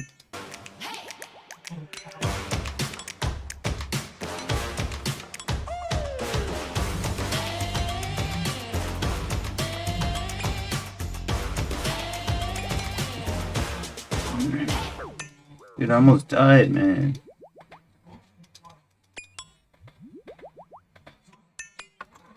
These testing videos that Tesla is posting, and then how they're waiting on regulatory approval. But this, of course, is in a supervised form. So unsupervised, we'll have to see. How long does it take them to deliver that in particular geofenced areas versus more expanded areas? Tesla has said it should arrive in certain cities by the end of this year. But of course, that remains to be seen, and they've promised us a lot over the years. Now, one way that Tesla has enabled unsupervised full self-driving today is at their factories. At their Fremont, Texas factories, we can already see cars driving from the end of the line to the loading dock. But now reports are saying that this is happening at Giga Berlin. There's not actual footage of this yet, but multiple sources confirm that this is happening. Of course, that's a specific use case, and a lot of people aren't too impressed because, again, that's geofenced, a predetermined route, and may even be a very simple route. But I think this new video really shows what this is like over at Giga Texas. This is a video from Joe Tegmeyer, and he sped it up so you can really see the path that this car has to cover. The car covers a lot of terrain to get to the outbound lot, and here at the beginning it pulls out, waits to turn, and then we see it travel a very long distance on a road that other vehicles are using at the same time. For this video, there's not a ton of other vehicles on that road, but at plenty of other times, it will have to yield to other cars and more, and we're seeing this happening all the time, of course. Now, I assume this is probably an extra cautious version of Tesla's full self-driving. I would guess this is not in hurry mode. It's probably not in standard or chill. It may be even in a more cautious version. It does take a while to take that first left turn at the beginning of this video. But this longer video does give us a great example as to why this is actually kind of impressive. It's not that this is simply going on a predetermined route that it doesn't even need to think about. It has to think here, and it's doing so entirely autonomously with nobody inside or monitoring the vehicle, at least as far as we know. Ultimately, Tesla's goal here is that this is their small geofence version of unsupervised FSD. Soon enough, in June, they'll expand into Austin, Texas, and then they'll be able to keep expanding from there, pending regulatory approval. Next up today, the Cybertruck has had a very tumultuous rollout. Overall, it was very popular at first and extremely expensive. But we knew it was only a matter of time before prices would come down and demand overall because this car would scale up. Tesla planned to really scale up production, and they've done so, but demand has dropped more than they expected. Demand actually dropped so much so that Tesla wasn't even taking trade-ins of the Cybertruck. It's extremely rare for a company to not take a trade-in of their own vehicle, and usually if they're doing that, it's because they don't even want to deal with that used vehicle in the future and have to deal with turning around and selling it. But one thing that's known about Tesla is their trade-in values are pretty low across the board, and the Cybertruck is now no different. Tesla has now reportedly started taking certain Cybertruck trade-ins from customers, and we can see this customer's quote on a 2024 Foundation Series Cybertruck. So this car is only about a year old and has 6,200 miles on it, and the customer's trade-in offer from Tesla was $65,400. Now, new, this car is about $100,000, and on top of that is $2,500 or so of fees plus taxes. So here, Tesla is taking off already about $35,000 of value in a single year. That equals about 35% of the value of this Cybertruck in only a year. So put another way, that's about $5.60 per mile driven that this customer had to pay, at least in the first miles of driving this car. Notably, this is actually a better value than other people like Carvana, who have priced Cybertrucks as low as $54,000 or even lower, with some customers reporting depreciation as much as 50%. So it's good to see that Tesla is now taking trade-ins of the Cybertruck, but the value is just not good, and them valuing their cars this low is not a good look for the Cybertruck and its depreciation overall. This is of course stacking with Tesla's difficulty that they're already having selling the Cybertruck because it's already a high cost. Even the upcoming long-range rear-wheel drive version is coming soon, but it has many reduced features and it's an increased price of $70,000 before the tax credit. Before they announced that that would be $62,000, and of course the new version has more range, but it's coming in at $70,000. And again, this is a car that was originally supposed to be $40,000. So they have that, and then they're competing with 2024 inventory discounts and used prices like this, plus all of the other things going on with Tesla, and just the general stark design of the Cybertruck that not everybody wants. We actually saw some of the effects of this in Q1, where the Cybertruck was no longer— Swear to God I ate, man. Swear to God I ate. The best-selling EV truck in the United States. The Ford F-150 Lightning surpassed the Cybertruck in sales at 7,913 for Q1, whereas the Cybertruck was at 7,126. It is worth noting that there was a stop sale for the Cybertruck due to the recall of the cant rail, and that surely contributed to this lower number of sales, but it's being surpassed by the F-150 Lightning, which many did not expect to happen. The main reason behind this that most are aware of is just the price of this car, and there are plenty of customers out there who have held on to their original reservations to wait until the price maybe comes down in the future and keep their full self-driving price locked in at $7,000. For a while, this was a pretty big deal for Cybertruck reservation holders because they locked in a $7,000 price for FSD, and that had increased all the way up to $15,000 at various times. But now that system is back down to $8,000. In any case, Tesla is now forcing these customers who have this locked in to take delivery to keep that $1,000 discount on full self-driving. They're now emailing reservation holders saying, quote, "As an early reservation holder, you have access to a reserved FSD price of $7,000. To keep this price, you'll need to take delivery by June 15th, 2025. After June 15th, 2025, FSD Supervised will be available at the latest price, which is currently $8,000. Now, in some sense, I do understand that Tesla probably needs to put some sort of deadline on this. They have a lot of people just holding on to their reservations for a very long time. And long term, they hope that they're achieving unsupervised FSD and that they can raise the price of full self-driving. So maybe it will get somewhere like $20,000 for this system, and then people are still holding on to that $7,000 and waiting to cash in on that lower price. But doing this today actually just seems like an unfortunate way to drive demand. But maybe they're really trying to see who is actually going to buy this truck versus who is going to cancel their order when we ask them to take delivery. I'm curious as well, will this work, a $1,000 discount on a car that is now shown to be depreciating by $30,000 or more, and a car that people were expecting to cost about $30,000 less than this? We'll have to see. I drive the Cybertruck, and it's a very incredible vehicle with tons of incredible technology. The tech is great, but the price just really needs to come down. And it seems that Tesla is not there on their cost to actually bring down this price anytime soon. But what do you think about this move? Does this make sense on Tesla's part, or is it an unfortunate way for them to—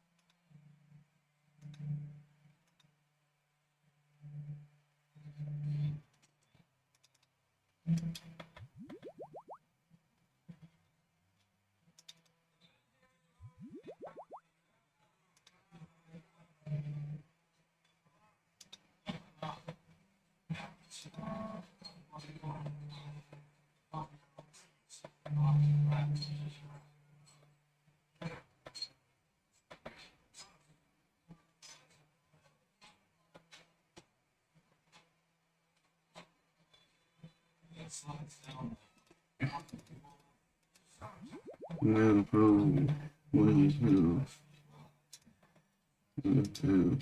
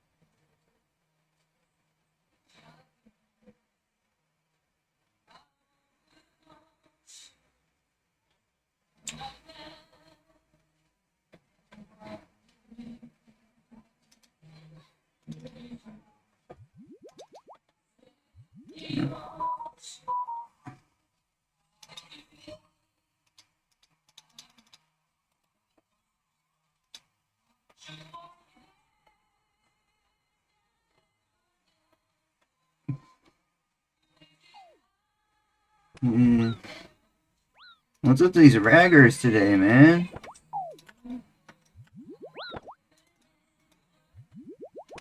Okay, so he's 95 HP.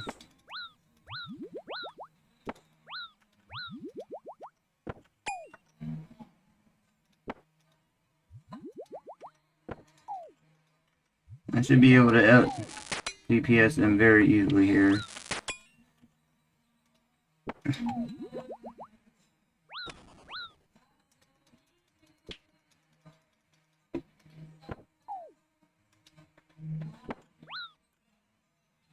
Give me a 47.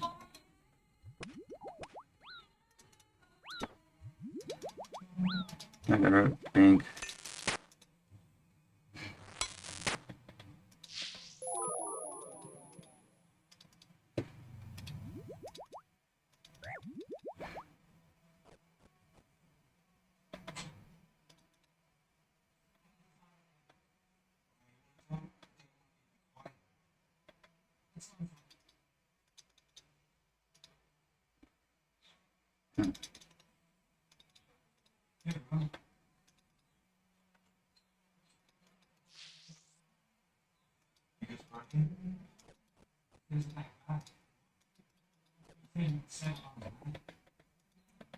Dang it, man, I missed out on 700k. Oh, we got free dragon boots.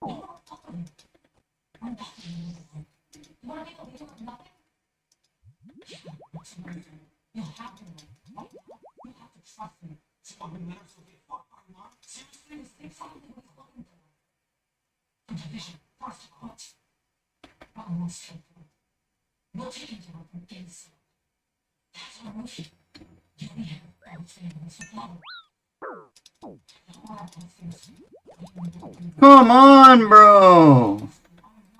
Oh my god, dude. Why is everybody just rushing me, man? Fuck's sake, dude.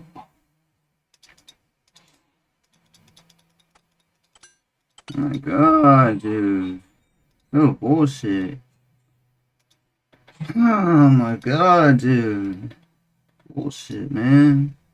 I was fucking reading, bro.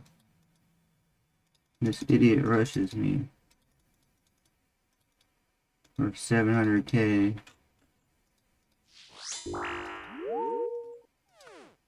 Oh, great.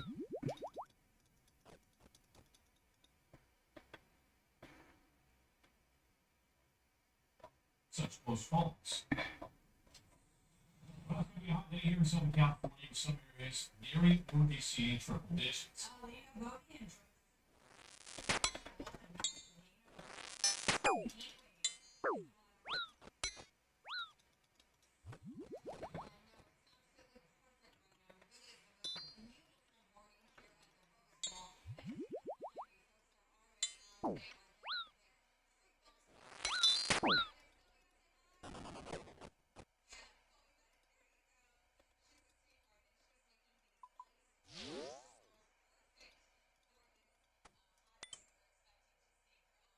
You're not killing nobody. Freaking idiot.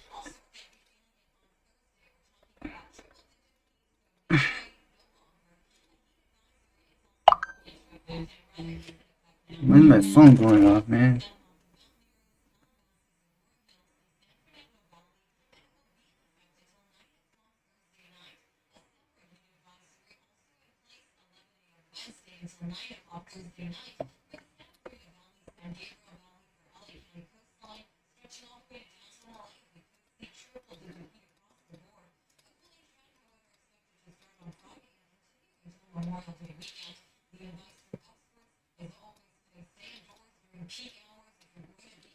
Oh my god, man.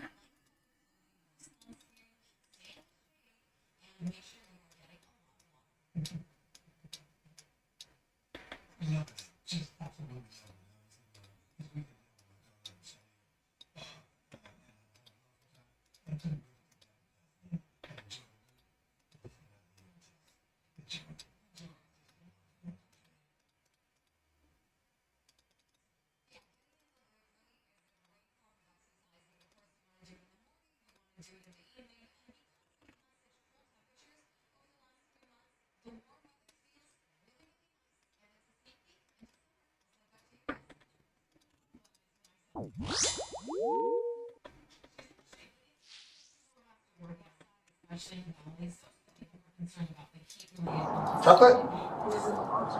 How you doing? You mean Oda Block was in my video?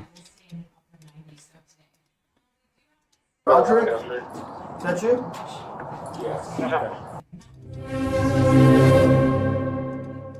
Complex is 5'6". In the early days of January 2025, a popular Albuquerque, New Mexico news site, ABQ Raw, posted a video of 3 women in scantily clad attire in the middle of winter. The story went viral and was seen around the world. The Albuquerque Police Department got a tip that 2 of the women were runaway teens. We will blur the faces and dress of the victims in this video to protect their identity. The Albuquerque Police Department decided to make contact with the women the next day. They found 2 of the 3 on a street known for illegal activity. The stories the 2 ladies started to give did not match up with what officers believed was the real story. Southeast Tech. Hi, police department. Hi, my name is Officer Salem, Albuquerque Police Department. I saw you guys out here yesterday. Where was the 3rd girl you were with? We just all be standing here. Okay. Okay. Can I get your guys' names? Real names? Yeah. I was about to say Chocolate. Tajay Johnson. Tajay Johnson. And your name? I'm Delisa Maria Melendez. Why? What's going on? So for one, we just want to make sure you guys are okay.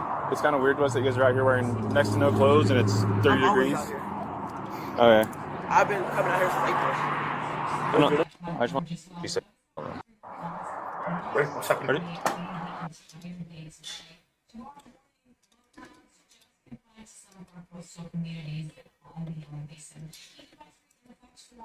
West Virginia.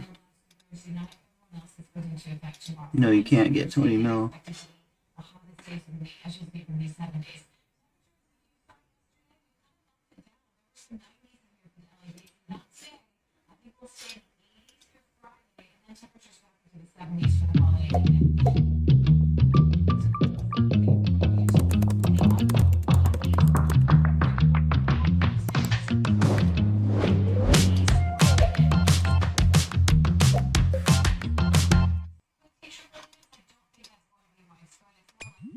Oh my god, man. In our world, personalized performance is everything. Every detail engineered to give us the edge. Why should your workplace be any different?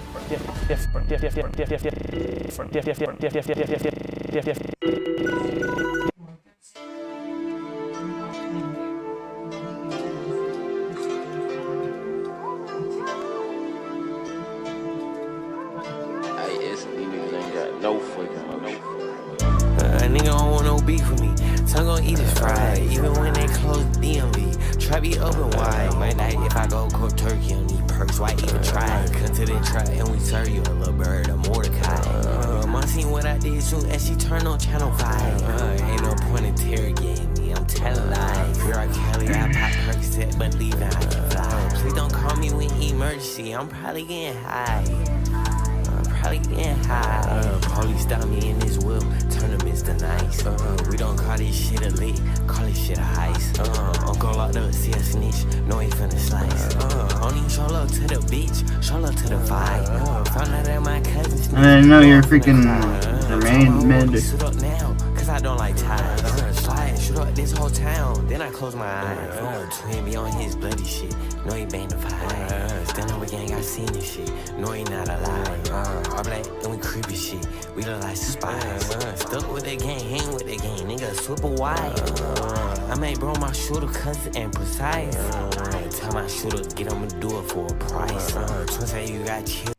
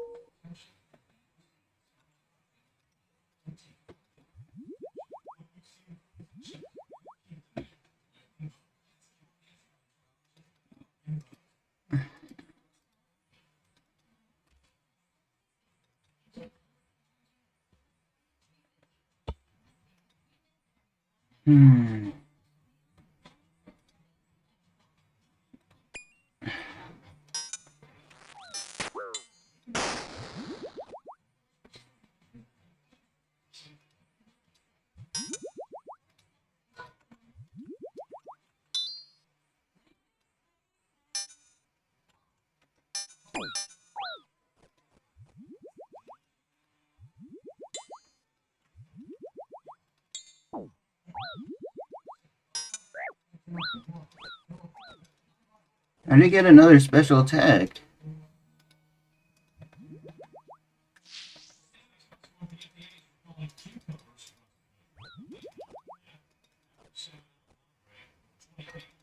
What a rat.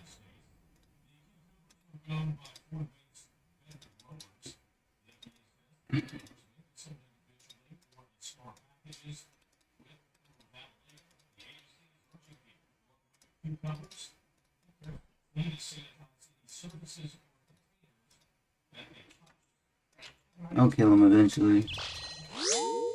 320 mil.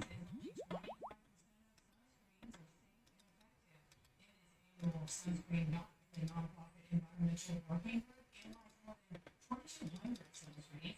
Many chemical-based formulas contain harmful ingredients that are absorbed from the skin into the bloodstream, and traces were found up to 21 days after the sunscreen was applied. Milk-based sunscreens were found to be safer and do not harm marine ecosystems. The Personal Care Products Council, which represents sunscreen manufacturers, says products undergo tough testing and are scientifically proven to work. A local Bible today with an unexpected update of everyone's favorite May-December relationship. His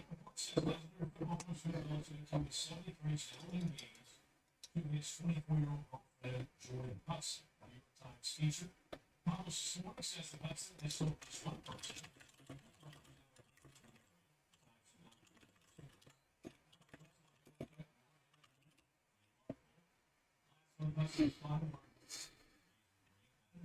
City.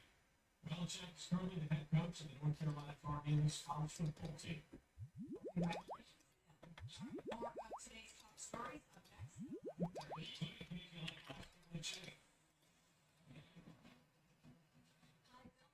production brings jobs and money to the local economy. To bring it back, we'll be coming up.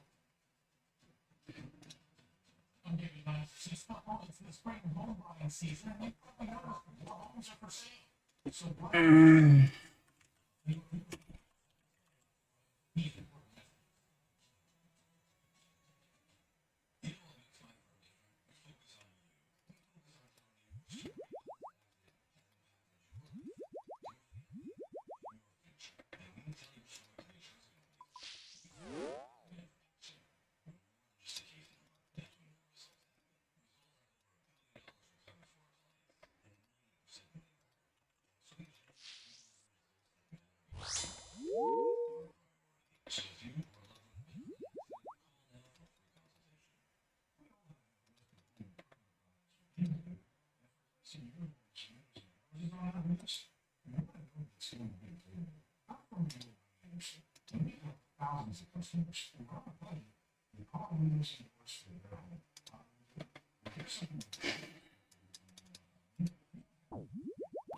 I'll kill him.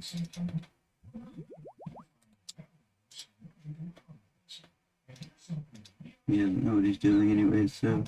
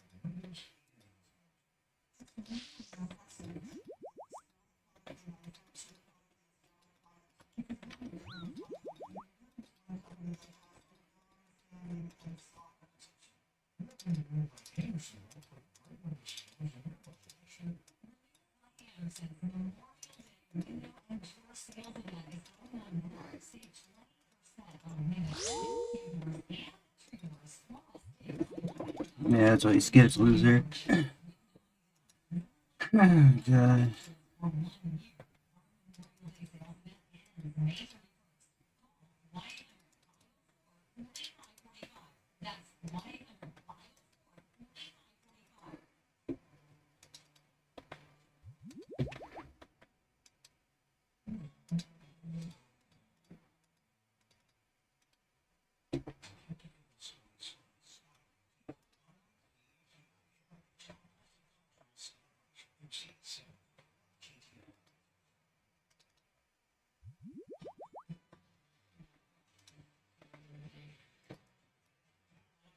I see him right there. He's gonna try and attack me again.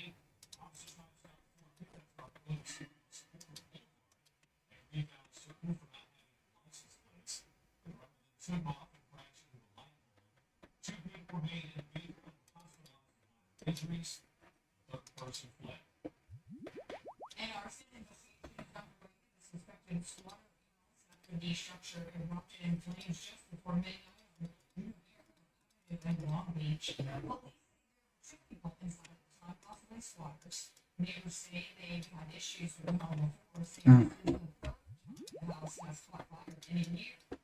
Police was treated for minor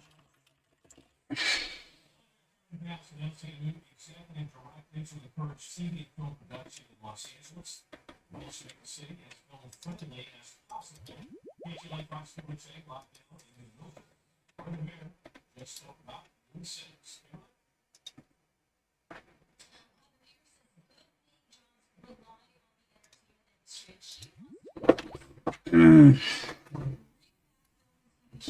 How much money I have left, guys? I bought like an expensive cooling pad. officials representing a variety of workers in the entertainment industry. Take a look at the video from the news conference earlier today. The mayor signed an executive directive to support entertainment production jobs. Now, film and TV production have been disappearing from Los Angeles. Complaints include cost and difficulty. According to the nonprofit Film LA, Be right back, guys. more than 20%. From January to March of this year. Now, looking at their annual numbers for television showcase in Los Angeles, in 2021 there were nearly 19,000. In 2024, that dropped to fewer than 8,000 showcase. Film says this is due to the global climate. Oh my god.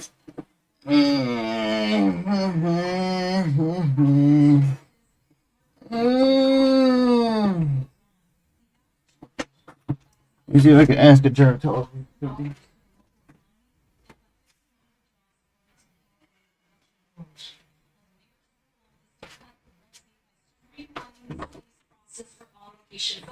This means lowering city fees and making review timelines faster.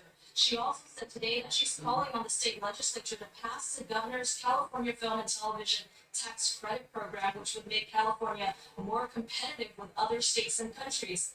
Film LA supports the expansion of the state's film incentive to $750 million or more per year. Let's take a listen to what the mayor had to say today. We know that we are the global capital of entertainment, and that means that this industry is a pillar in our city. It's not just about movies and TV shows, it's about good paying union jobs, middle class livelihood, small business success, and the economic strength of our city, one of our defining industries. And the mayor also said she wants to make iconic landmarks here in the city more accessible to filmmakers. That includes the Port of LA, the Central Library, and Griffith Observatory. Reporting live here in Mid-Wilshire, Kimberly Chang, KTLA 5 News.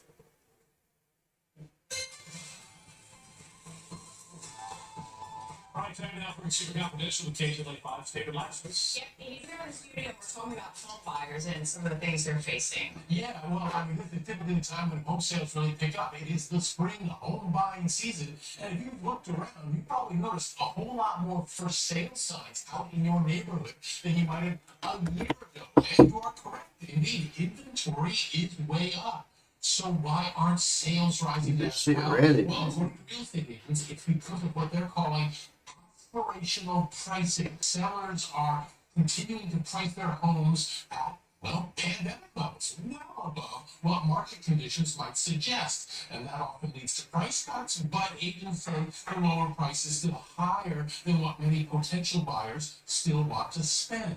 The brokerage Redfin says that the newly listed home price in March was nearly $500,000, but the homes didn't sell for about 9% less.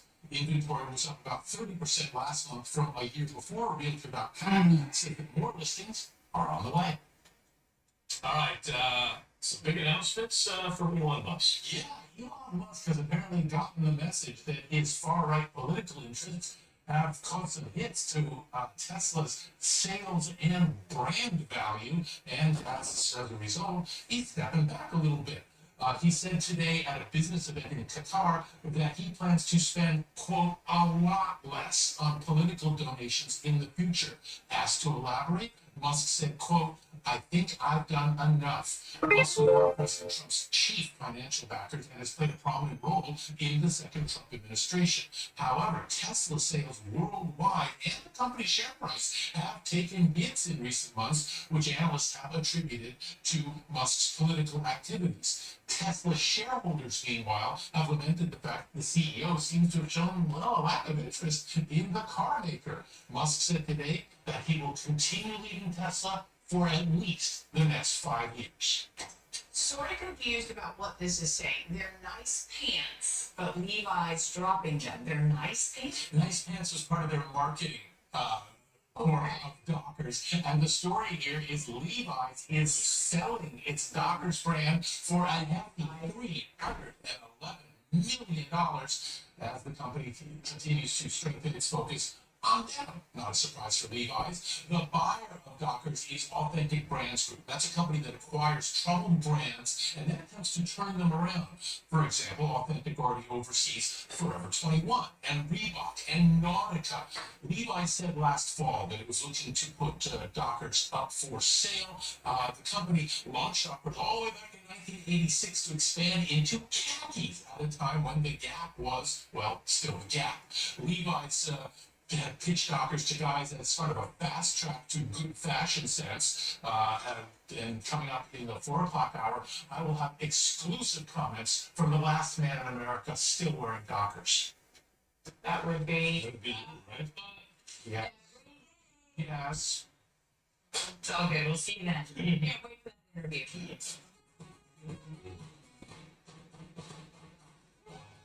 Long, KTLA is celebrating AAPI Heritage Month. Today, LA Scripted checks out a local soubrette featuring everything from Asian snacks and unique gifts.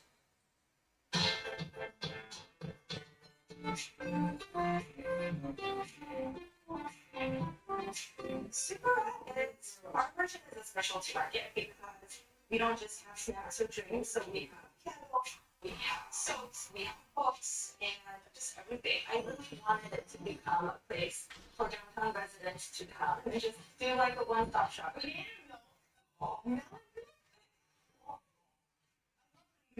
name is Cindy Choi, and I'm the owner of Donos Supermarket. Means in Korean means look here or hello. Where somebody puts up the bar, usually you say like hello. I feel like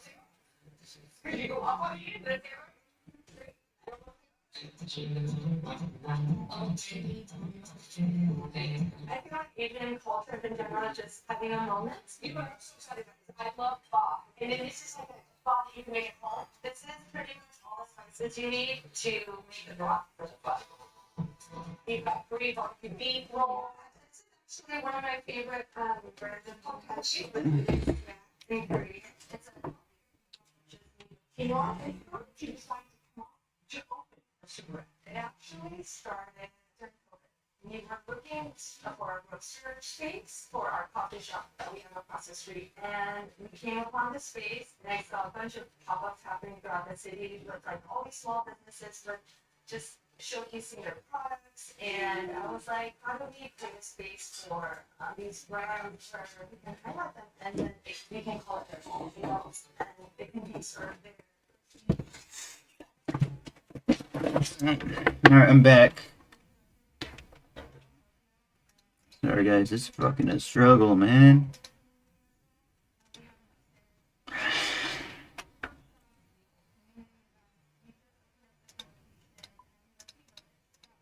A few weeks ago, Lano got in contact with me about testing out their laptop cooling pad. I ignored the first email as I thought the same thing most people think. These things are pretty much a waste of time and not really worth it. Then I saw a couple reviews popping up online of this thing, and I just had to see it for myself. How good can a 100 to 120 pound laptop cooling pad with some bonus RGB actually be? Spoiler alert, it can make a massive difference. Lano have actually sent me some discount codes if you find this thing actually useful come the end of the video. You can find them in the description down below, right below that like button. Inside the box you get a spare filter for the fan, a USB-C to USB-A cable, and the 36 watt power adapter. I thought that seemed a little bit much for a laptop cooling pad until you crank this thing up and turn on the RGB. I measured this thing drawing 31.5 watts of power at its highest speed and 9.1 watts at its lowest with the RGB turned on. Turning off the lighting reduces those numbers by about 7 watts. Also, you can't just turn on the RGB on its own, you need to have the fan spinning at the same time. But the most important thing inside the box is the Lano laptop cooling pad, and it's big. This thing can support laptops with up to a 19-inch display, and inside it packs a 140mm fan that spins up to 2800 RPM. Around the exterior is where you can see the RGB lighting. There are 4 modes you can cycle between, as well as 10 single color options you can choose. You can also get the cooler in white or without the RGB altogether to save a little bit of money. Personally, I do like the addition of the RGB lighting, though it's not very well diffused, so you can see the LED hotspots around the perimeter of the cooler, which is a bit of a bummer at this sort of price tag. On the side of the cooler, there are 3 USB-A ports, which you can make use of once connecting that USB-C to USB-A cable to your laptop. A handy addition if you want to leave your keyboard and mouse connected to the cooler if you plan on primarily using this thing at a fixed location. Honestly, I would have preferred if there were maybe some USB ports on 2 different color options. They're just insanely loud, though at the lowest of a couple your laptop is doing absolutely nothing. But I thought it was a fun test to see the difference anyway. Without the laptop cooler, the fans don't really spin, so the idle temps are pretty high. Arrest me, After 10 minutes of just idling, the laptop CPU temperatures averaged out at 62.5 degrees with a max of 72.9 degrees. Placing the laptop on top of the Lano cooler with it set to the lowest speed at 300 RPM, we can see it makes a big difference, dropping the average temperatures by nearly 20 degrees and the maximum by 22 degrees. It's obviously going to be a big difference because we've gone from idling with no fan to a 14cm fan blowing straight at it. Turning the speed up to 1500 RPM sees the laptop average temps drop by just over 5 degrees. Then cranking this thing up to the maximum 2800 RPM shaved off only another degree. Now, for a more realistic benchmark, in Unigen superposition, the average temperature of the CPU was 84 degrees, with a maximum of 92.3 degrees. Sitting on the Lano cooler at 300 RPM reduced the average CPU temperature by 6 degrees and the maximum by 4 degrees. Increasing the speed up to 1500 RPM sees a massive decrease by 7 degrees in average and 12 degrees in our max temperature. Then turning it up to full speed only marginally reduced our CPU temps. The GPU sees a similar story. Higher temperatures without the cooler, a good decrease at the lowest speed, a big decrease at 1500 RPM, and then a smaller impact at the highest speed. I also performed a CPU only test in Cinebench. Without the cooler, the laptop hits 95 degrees and just stayed there. Adding the Lano cooler back in, can't save my Zephyrus G15 at 300 RPM. But at 1500 RPM, we do actually see those numbers start to come down. Then at 2800 RPM, it's only 2 degrees lower, but that's potentially worth it if you're doing an extremely long export. Unfortunately, there's nothing we can do about the maximum temperature. That's just the nature of the beast, unfortunately. Then for the final test, I tested out a 15-minute match of Halo Infinite. Again, we see a similar story to that of Unigen superposition. Extremely high CPU temperatures without the cooler, a nice decrease with it, then again a big decrease at 1500 RPM, and another decent amount at the full speed. The GPU temps are similar, but it's a more gradual decrease, and the temperatures of the GPU are generally a little bit more under control in the first place, with less spikes like we see on the CPU. Overall though, I'm really impressed with the numbers here. We're seeing drops of up to 16 degrees on the CPU, and just under 15 degrees on the GPU, depending on the scenarios. I feel like somewhere around the 1200 to 1500 RPM is probably that sweet spot for noise and temperature changes. Gaming laptops are used to running hot, so I feel like blasting this thing at its maximum speed is just too painful for the ears, and something I'd only recommend if you're just going to leave your laptop rendering or exporting a large file and you plan on leaving the room. At the lowest speed of 300 RPM, I think it's a fairly valid option, as we saw a decrease in temperature across all of the tests, excluding Cinebench that is, and it's not really much louder than the fans that are just built into my laptop. If anything, it's a little bit better and a little bit less high pitch. It would have been nice to have like a 200 or even 100 RPM mode as well, just enough to marginally cool down the laptop, but quietly enough that you can't even hear it. Much like how fans work on a desktop PC. Goodbye, when you're brother. ready to crank up your workflow or start gaming, you can just slide that dial and let this thing fly. Now, is it worth it for 120? 5.6 mil plus ancient statue, which is like the 4 mil one, 2 mil one. Good night, brother. We will take that. Let's see what's in the key exactly. Full Derrock. GF, brother. Love your reaction. Love your reaction videos. Thank you, man.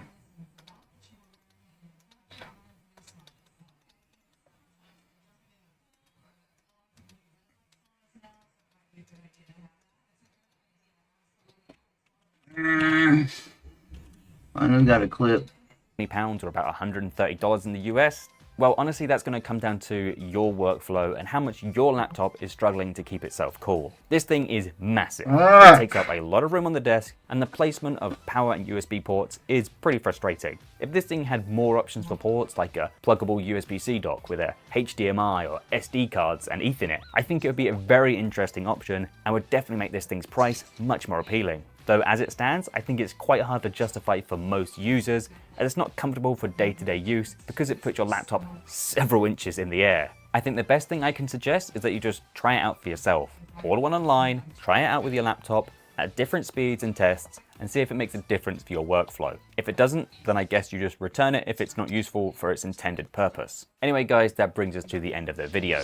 What do you guys think? Could you see yourself making use of something like this in your sort of day-to-day workflow? If so, please let me know. I'd love to hear your opinions in the comment section down below.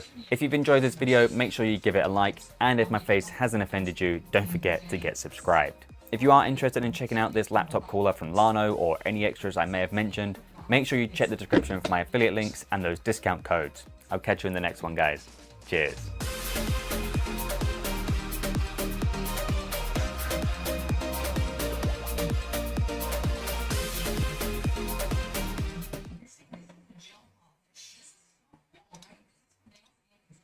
You don't want beef, let it come with fries.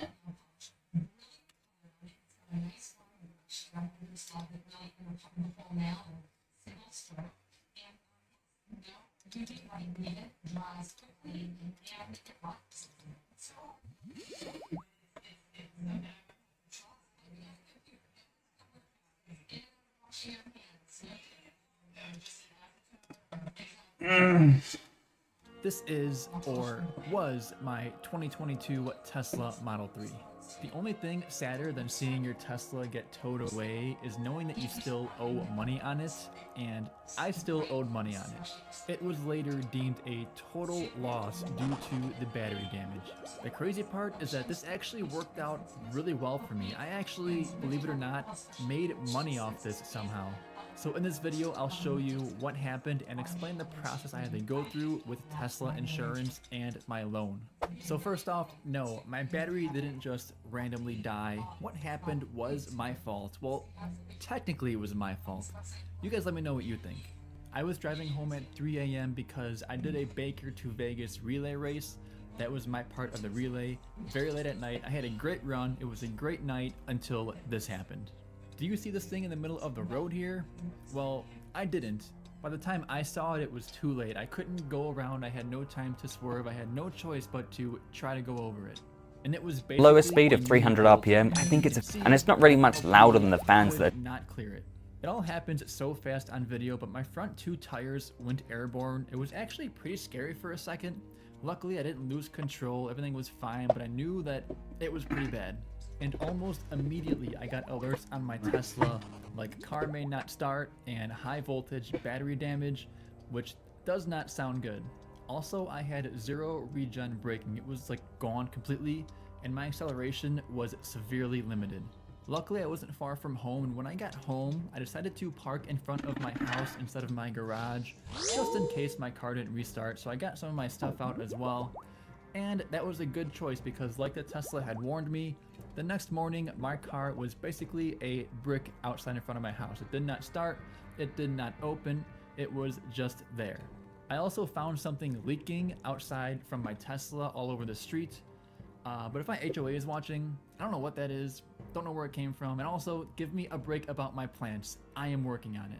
So anyways, I went ahead and submitted an insurance claim through the Tesla app because I have Tesla insurance.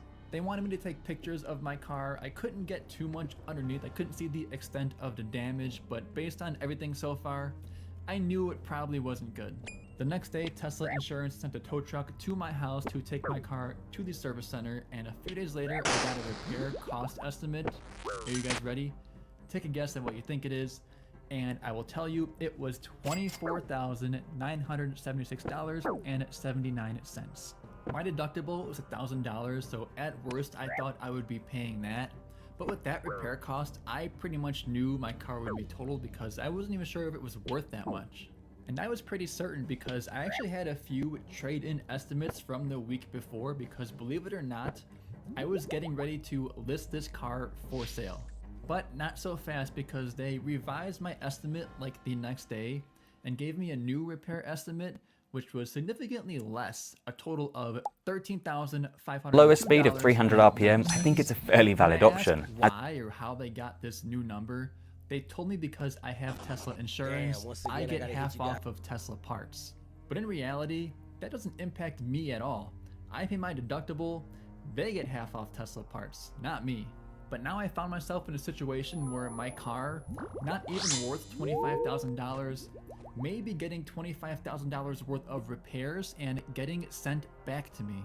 But before this, I was expecting to sell it and hopefully get like $23,000 for it, and I owed $25,000, so I was expecting a small L. But if I had a new battery and $25,000 worth of repairs, I don't know how much I'd be able to sell it for, potentially a big L. And I actually had gap insurance on my Tesla for this specific reason. So gap insurance, if you don't know, covers the difference between what your car is worth and what you still owe on your loan if it's totaled or stolen. It fills the gap so you're not stuck paying out of your pocket. So because of all of this, I actually wanted my car to get totaled. It would be much harder for me and a much bigger L financially if I had to get it repaired, get it back, and try to resell it while I owe about $25,000 on the car. But fast forward about a week or so, and spoiler alert, as you guys already know, I mentioned it, the car was eventually deemed a total loss. Over the next few days, my repair estimate kept inching higher and higher. When the adjuster actually looked at it for a very detailed estimate, they deemed that the repair costs would be about $23,937.44. And here's some of the details of how they got that estimate, but I have another number in this report that absolutely shocked me. And that number was the estimated market value for what my 2022 Tesla Model 3 long range with almost 60,000 miles was worth. Pause the video, take a guess at what you think they thought it was worth, and I will tell you that number right here, it was $27,516, which is way more than I would have thought. And I'm not exactly sure how they got this number because Teslas depreciate, trade-in values are low. At least that's what you hear and what I've heard. Apparently, my 2022 Model 3 was an exception. So if you guys watch any of my videos, you'll see I now have a brand new Model 3 Performance, which you would have thought I got after my old Model 3 was totaled because that would be a smart thing to do. But I actually bought this Model 3 Performance about a week before this incident happened with my old Model 3. I pulled the trigger on a new car because I wanted to take advantage of the 0% financing Tesla had and use my referral credits towards the purchase. And like I said, I planned to sell this old Model 3, so like, yeah, it sucks that it got totaled, but honestly, me having gap insurance and the old Model 3 being totaled when it was pretty lucky timing. So a few weeks go by and Tesla Insurance eventually pays Clark County Credit Union, where I financed my old Model 3 through, $25,000 and pays off the entirety of that car loan. But then something weird happened. The next day, I got a letter from Tesla Insurance with a check addressed to me for $3,500. I double checked with Clark County Credit Union. I thought it was meant for them, but they confirmed it was meant for me. I guess it was the difference between what I owed and what they deemed my car was worth. But honestly, I'm not 100% sure why I got it. It kind of confused me still, but it's meant for me. I didn't ask any more questions. I just cashed it and moved on. So that is the story with my old Model 3. So for those of you asking, no, it is not for sale. And while it did surprisingly work out very well financially, it was bittersweet. This was my baby. A Model 3 was my dream car for a long time. When I graduated from physical therapy school, I used my first paycheck to buy this car. It was my real first adult purchase. It was the car my wife and I took on our first big road trip. The car we went camping in for the first time, and it was literally the car that launched this YouTube channel. I went to the Tesla service center, not to get my belongings because I did that before when my car was bricked, or before it was bricked, but I went there to say Of course, she goodbye. skips me, man. Before I can get there, they told me the tow truck came early and was taking my car to the auction place way across town, so I couldn't even say goodbye to it. The last time I saw this car, it was on the back of a tow truck. You know what's funny? As some of you may know, the day after I got this car, somebody backed into me, which sucked, but ironically, my 2022 Model 3's life Let's get you earlier, and nice. ended with an accident. So thank you to my first Model 3 for the lifelong memories, and thank you all.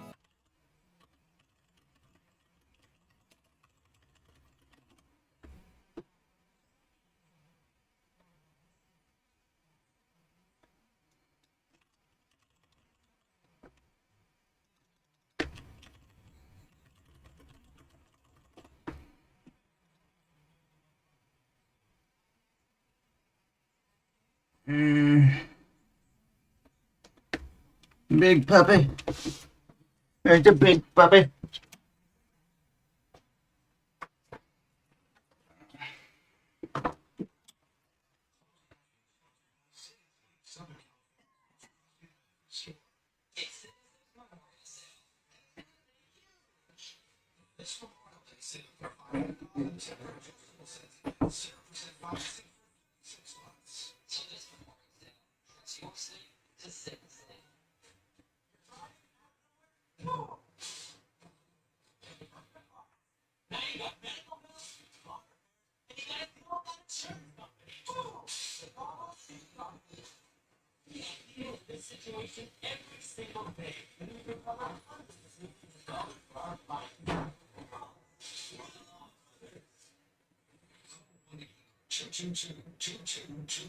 That's 1-800-222-2222.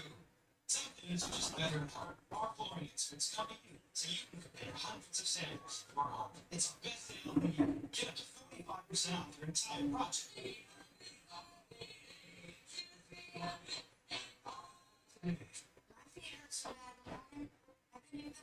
So I had to start experimenting on our store.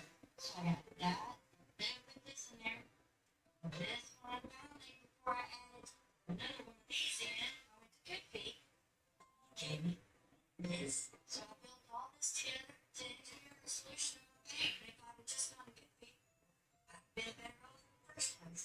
Good for you. Sports, engineering, safe, good for you. Free fire without a legitimate reason. Termination. That's really heard it all. Countless companies try to take advantage of employees not knowing their own rights. Mesmer Law Group specializes in employment law and knows how to fight back. If you termination, don't be the underdog. Go to mesmerlaw.com today for more free consultation. Don't let your employer violate your rights. Mesmer Law Group is here to help. Let us be your voice.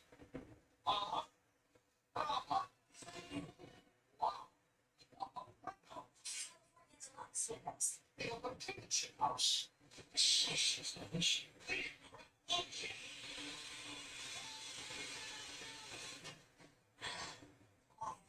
Energy efficient and insulation so precise. Your house could be covered with the images and you would draft one. So, I want to get one for the town for the morning. Go 800 954 4300.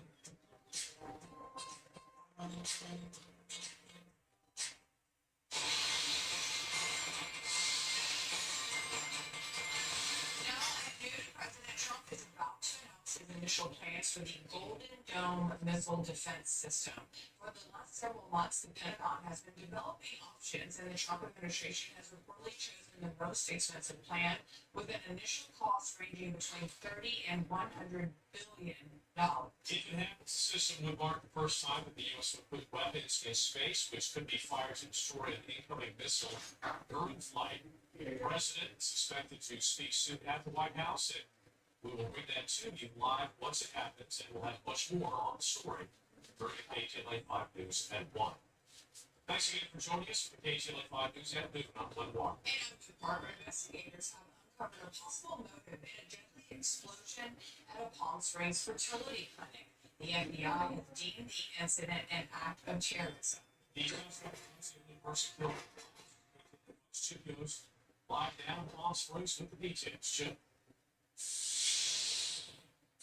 Yeah, hey there, Blue. Indian Canyon Road here is opened up so we get a closer look at just what happened to this fertility clinic over here. We'll show you exclusive video of this in a moment. First, let's show you what's going on a couple of blocks from here. Here's some video of a damage assessment team that we're told is made up of city, county, and state officials.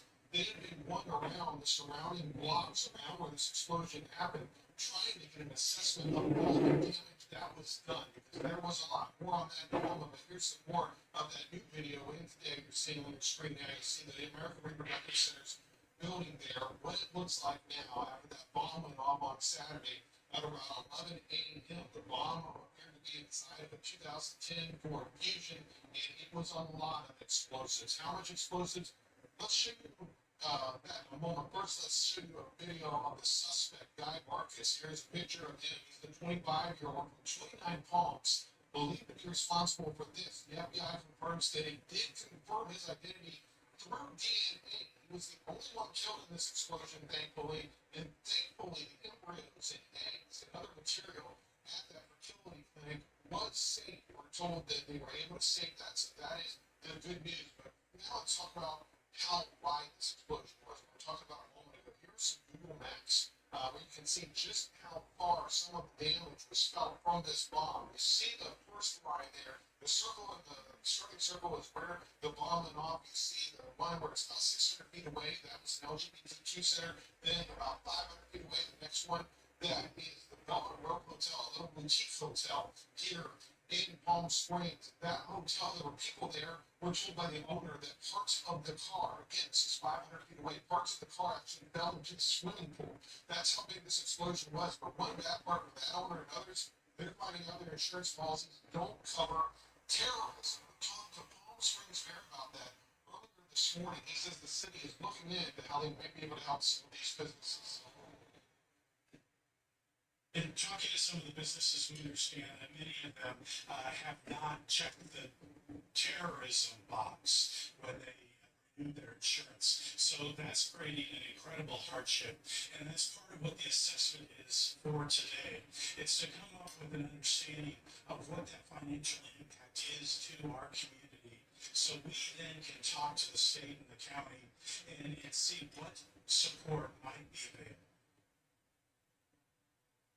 We reached out to the FBI to find out if they learned anything yet about what type of explosive was used, but they said they're not going to release any information on that at this point. We're now reporting here in Palm Springs. I'm Chip Gibbs, Kate's in LA 5 News. Chip, thank you. Hannah Kobayashi has broken her silence on her mysterious disappearance late last year. You'll recall her family launched a statewide search after the 31-year-old arrived at LAX from Hawaii and was not heard from thereafter. Turned out she went to Mexico. It was only when she came back that she learned there was a search and that her father had committed suicide. In her post, Kobayashi said she is grateful for everyone who looked for her. She said, quote, every day is a gift, especially after such suffering. She did not directly address her father's death, but said she plans to share more at another time. Explosive testimony today from the mother of Sean Combs' ex-girlfriend, Cassie Ventura. During his sex trafficking trial, Regina Ventura recalled an email her daughter sent her in December of 2011. She says Cassie said Combs was going to release an explicit video of her, as well as have someone hurt her and another rapper she was briefly romantically involved with. She says that she was physically sick by that. Ventura's mother also testified that Combs demanded $20,000 as payback for what he claimed he spent on Cassie. She says that she and her husband had to take out a home equity loan to cover that demand.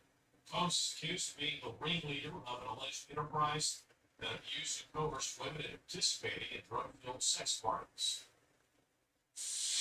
Well, spring heat waves in Southern California, bringing with usually high temperatures, even maybe triple digits in some spots. But how long will it last? Casey Montoya is here with a look at those numbers. Okay, so yeah, we're seeing a lot of sunshine outside today. Temperatures already heating up. It is very warm, especially for those inland spots where we are going to be above average. And today, right now it's 92 Burbank, 84 Fullerton, 86 in Corona, and just 67 at Oxnard. So quite a difference for those postal spots. Heat advisory in effect for the San Fernando Valley for everyone else shaded in orange. Just goes into effect tomorrow and will last through Thursday. So really, really warm for everyone on Wednesday and Thursday. And then we'll get back to normal in time for this holiday weekend.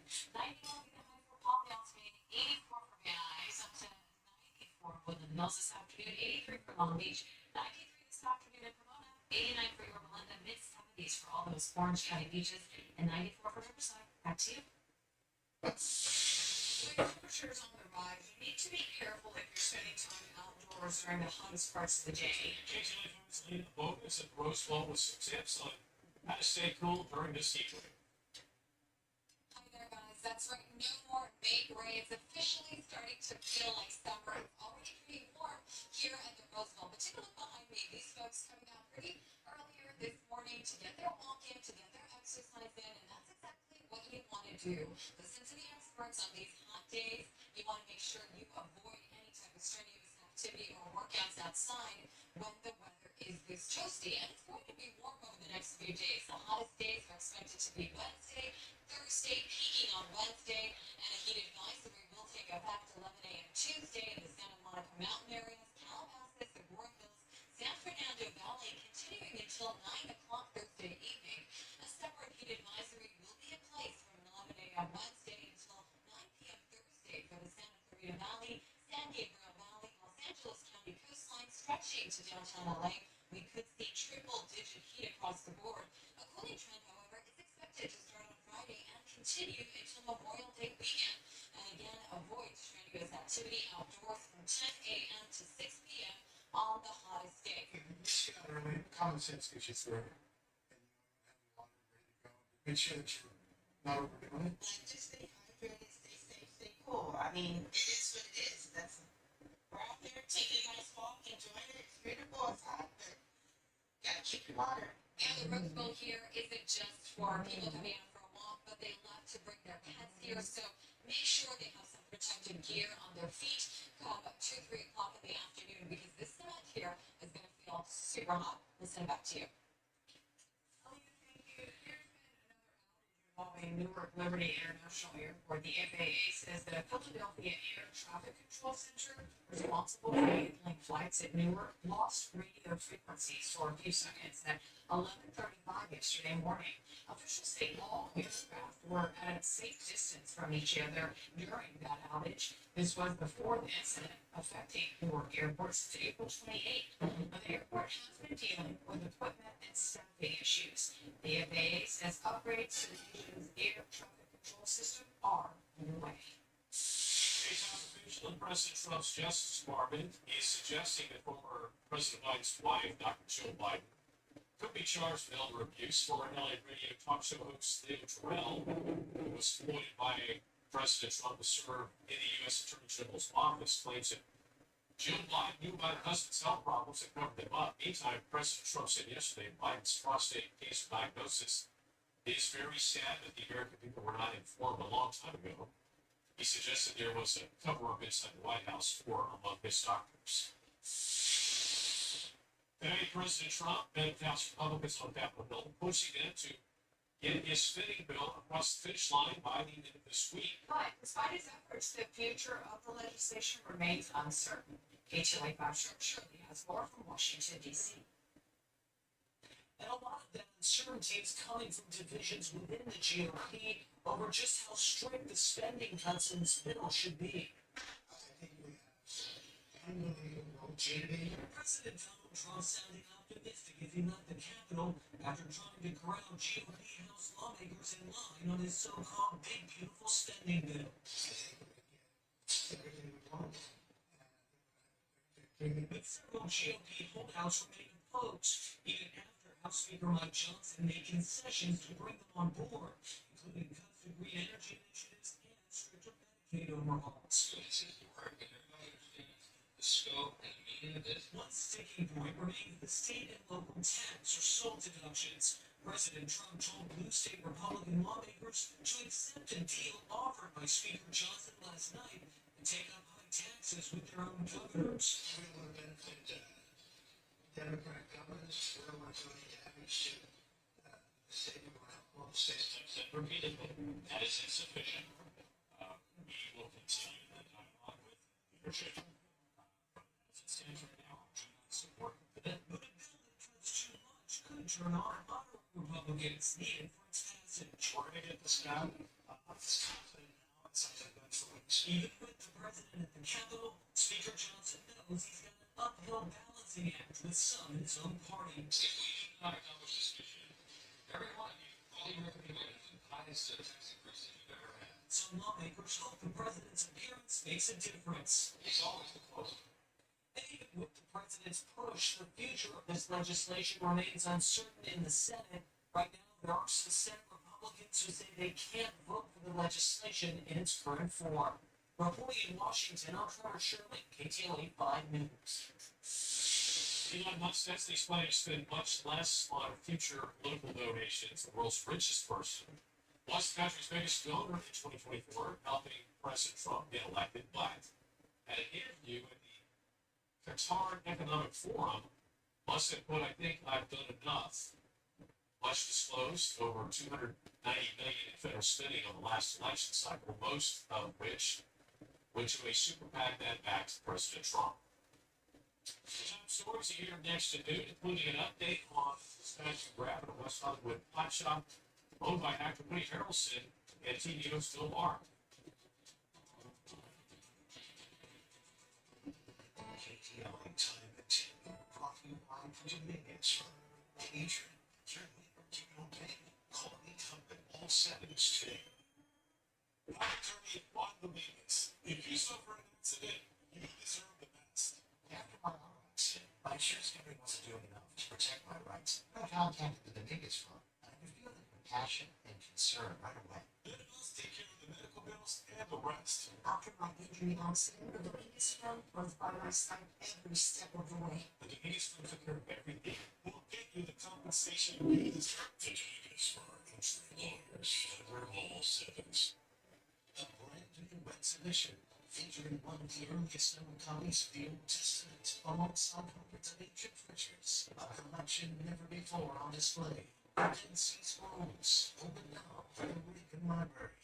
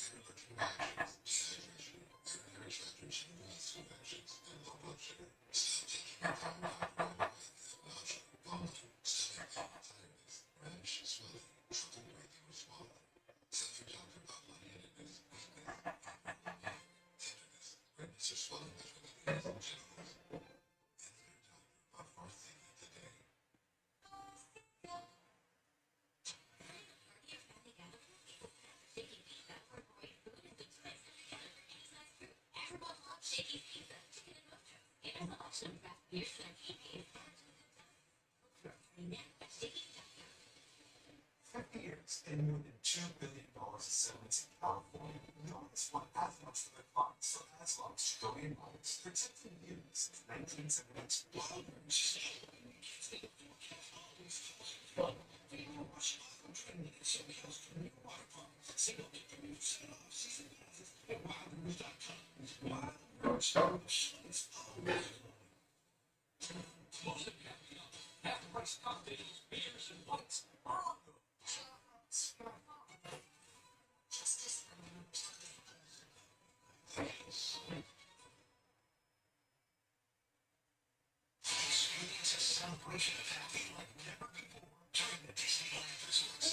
Celebration.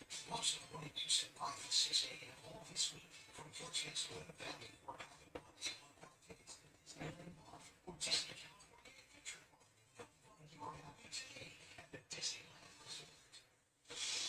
New details about burglary. We first told you about yesterday. Thieves stole thousands of dollars from products popular local dispensary with celebrity ties. KTLA 5's Carlos Salcedo has more from the woods in West Hollywood. Consider a new high for a smash and grab in West Hollywood. The Woods, a popular Canada dispensary and lounge was ransacked early Saturday morning by an entourage of hooded suspects. Silent security video shows a group of 5 thieves breaking into the shop around 4:30 a.m. They think you were people who hide during their rough days and feel like they have an Michael Berman is one of the partners who co-owns the shop. Other high-profile partners include Woody Harrelson and Bill Maher. My celebrity partners are Woody Harrelson, Bill Maher, and Chime. All everybody here says that's because close to $3,000 worth of goods were stolen. The thieves used a screwdriver to break through the front windows. There's more and more businesses in the neighborhood that are failing, more and more businesses that are getting robbed, vandalized. I just consider myself lucky that the vandalism was so minimal. One of the suspects appears to have been a child. One of the things that surprised me is so 5 people was really small, and when we had to be a child, being told. Absolute shock. And again, that was Star Associated reporting the Woods dispensary is now planning to increase security to hopefully prevent something like this from happening again. All right, we're ready for the heat, young lady. 30 this morning at 10 o'clock. We're looking at 80 degrees. Yeah, so definitely going to feel hot for everyone today. And Wednesday, Thursday, those will be even warmer for a lot of us. The good news is the monsters are backing off the triple digits. So it's likely most of the valley will not see the triple digits, but there's a chance that we could see some low hundreds. Right now, we're seeing blue skies even from our LAX camera. So coastal spots, you guys will be above average for on the week. 86 currently downtown. It's also 86 in Ontario, 78 Palm Beach, 83 for Lancaster right now, and 97 in Palm Springs. And again, the temperature's warmer right now than they were this time yesterday, and it'll likely be the same tomorrow. Air quality suffers when we have this high pressure in place. It's stagnant air, really giving us some bad air quality for these inland spots. Red leaves unhealthy for everyone, not just sensitive groups. All the orange on here, that's unhealthy air for sensitive groups. Winds right now, double digits just for a couple spots. Breezy for most of us. And heading into the afternoon, we'll see some stronger winds for our desert and mountain communities, as indicated by the orange appearing. The winds die down overnight, and then tomorrow, the winds will be a bit more widespread. Same spots, desert and mountains, 30, 35 mile per hour gusts, which is also where we're seeing the lowest relative humidity percentages. So those are the areas where we have a bit of elevated fire danger this week. Keep it with us throughout the morning. We've seen these numbers already drop from 20 now into the teens. So we'll watch that closely for you. Not seeing much cloud coverage on here. Again, we're here for everyone. As it heats up inland, though, we'll see the return of the clouds for some of these coastal spots, starting with some of the South Bay, Long Beach, and then as we head later in the afternoon, we'll see the clouds returning to those Orange County beaches. But everyone else stays clear today all the way through sunset. Tomorrow morning, some of us wake up to a little bit of cloud coverage, but very similar to today, not much at all. Heat advisory gets in effect for the San Fernando Valley. It goes into effect for the Santa Clarita Valley and all these other spots shaded in orange tomorrow. So Wednesday, Thursday, those are really going to be the hottest days of the week for most of us. I like to show you this 10-day trend because it goes out farther than those 7 days. And this is for the LA Basin, but I just want to show you that this really warm weather, it's not going to last. As we head into the weekend, temperatures are very close to normal for all of us. Memorial Day also will have a nice long stretch as we start next week where temperatures are very close to normal. And then it looks like about 9-10 days away, another warm up on the way for us here in SoCal. LA Basin today, 82 and sunny. Tomorrow we're in the upper 80s. Temperatures gradually start cooling off though, and then we're back into the 70s for the holiday weekend. Before the impact today, we get into the mid 90s, upper 90s tomorrow, cooling off gradually heading into the weekend where you guys will return into the mid 80s. For the San Fernando Valley again, it's likely some of the valley will see some low hundreds. So low spots for Wednesday and Thursday will not see the triple digits. We're just going to reach the 90s, the upper 90s, cooling off Friday, and then very comfortable for the holiday weekend, low 80s. For the coast, again, we'll be able to our above average weather for the next 3 days. And then temperatures back to normal with partly cloudy skies for the holiday weekend for you guys. For Orange County, 88 today. We'll stay in the upper 80s for Wednesday, mid 80s Thursday, cooling into the upper 70s for the Saturday and Sunday. And for the high desert, windy for the next 2 days. Low 90s today, mid 90s Wednesday, Thursday. Temperatures for you guys. And we're back after a Garage for a while. What you would call us right now, get a 24-point inspection and garage structure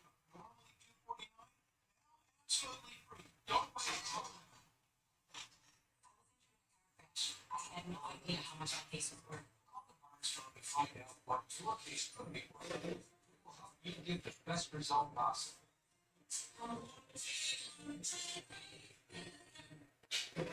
If you take or have taken Humira for moderate to severe Crohn's disease or ulcerative colitis and still have symptoms, you don't have to settle. Ask your gastroenterologist if switching to Revoke is right for you. It's one of the latest treatments from the makers of Humira. Revoke works differently than Humira and may help. Revoke is a once-daily pill that can deliver rapid symptom relief, lasting steroid-free remission, and helps visibly reduce damage of the intestinal lining. Tethering TB can do blood work, serious infections, some fatal cancers, including lymphoma and skin, serious allergic reactions, GI tears, death, heart attack, and stroke occur. CV event risk increases in age 50 plus with a heart disease risk factor. Tell your doctor if you've had these events, infection, or D or C, smoked, are pregnant, or planning to obtain infection. Lasting steroid-free remission are possible with Revoke. Ask your gastroenterologist if switching to Revoke is right for you. You can pay as little as $0 per month. Behind the hundreds history, behind the architectural facades, behind the picturesque gardens and towering trees, and maybe more important, a person who cares, who need help the most. It's who we are, it's what we believe, it's what we promise. We're Forest Lawn.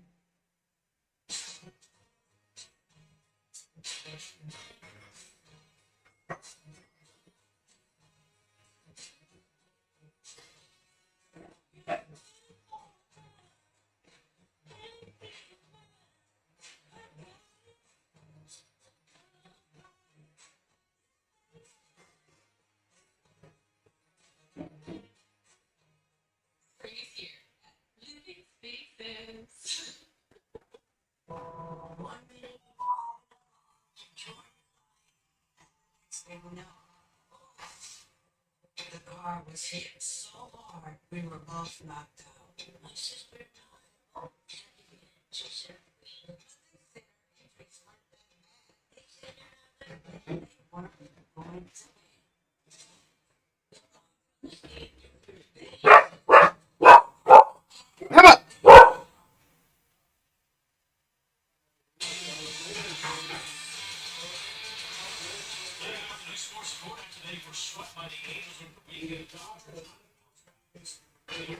Series with the Universal Special Night Ballpark. It was Vince Vince family on hand. Dodgers Stadium. Dodgers pitching strongest to the third inning. D-Max already up 5-0. Gabriel Moreno takes the net in that lead. D-Max go up 6. Trying to do everything they can to get back in that 6 innings. So Otani, Arma the other way, the 17th of the year. Gets back into the bats, goes deep for his second home run of the game. While the Dodgers could not get any close. It's a 9-5 dropping a season high 14. Danny, thank you for the follow.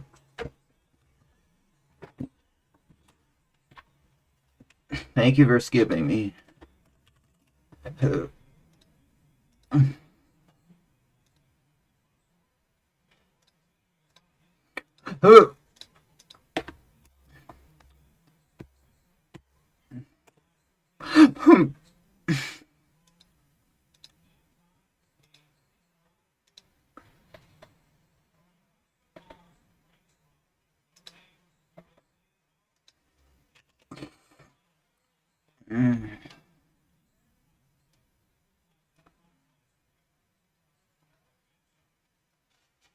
Come on.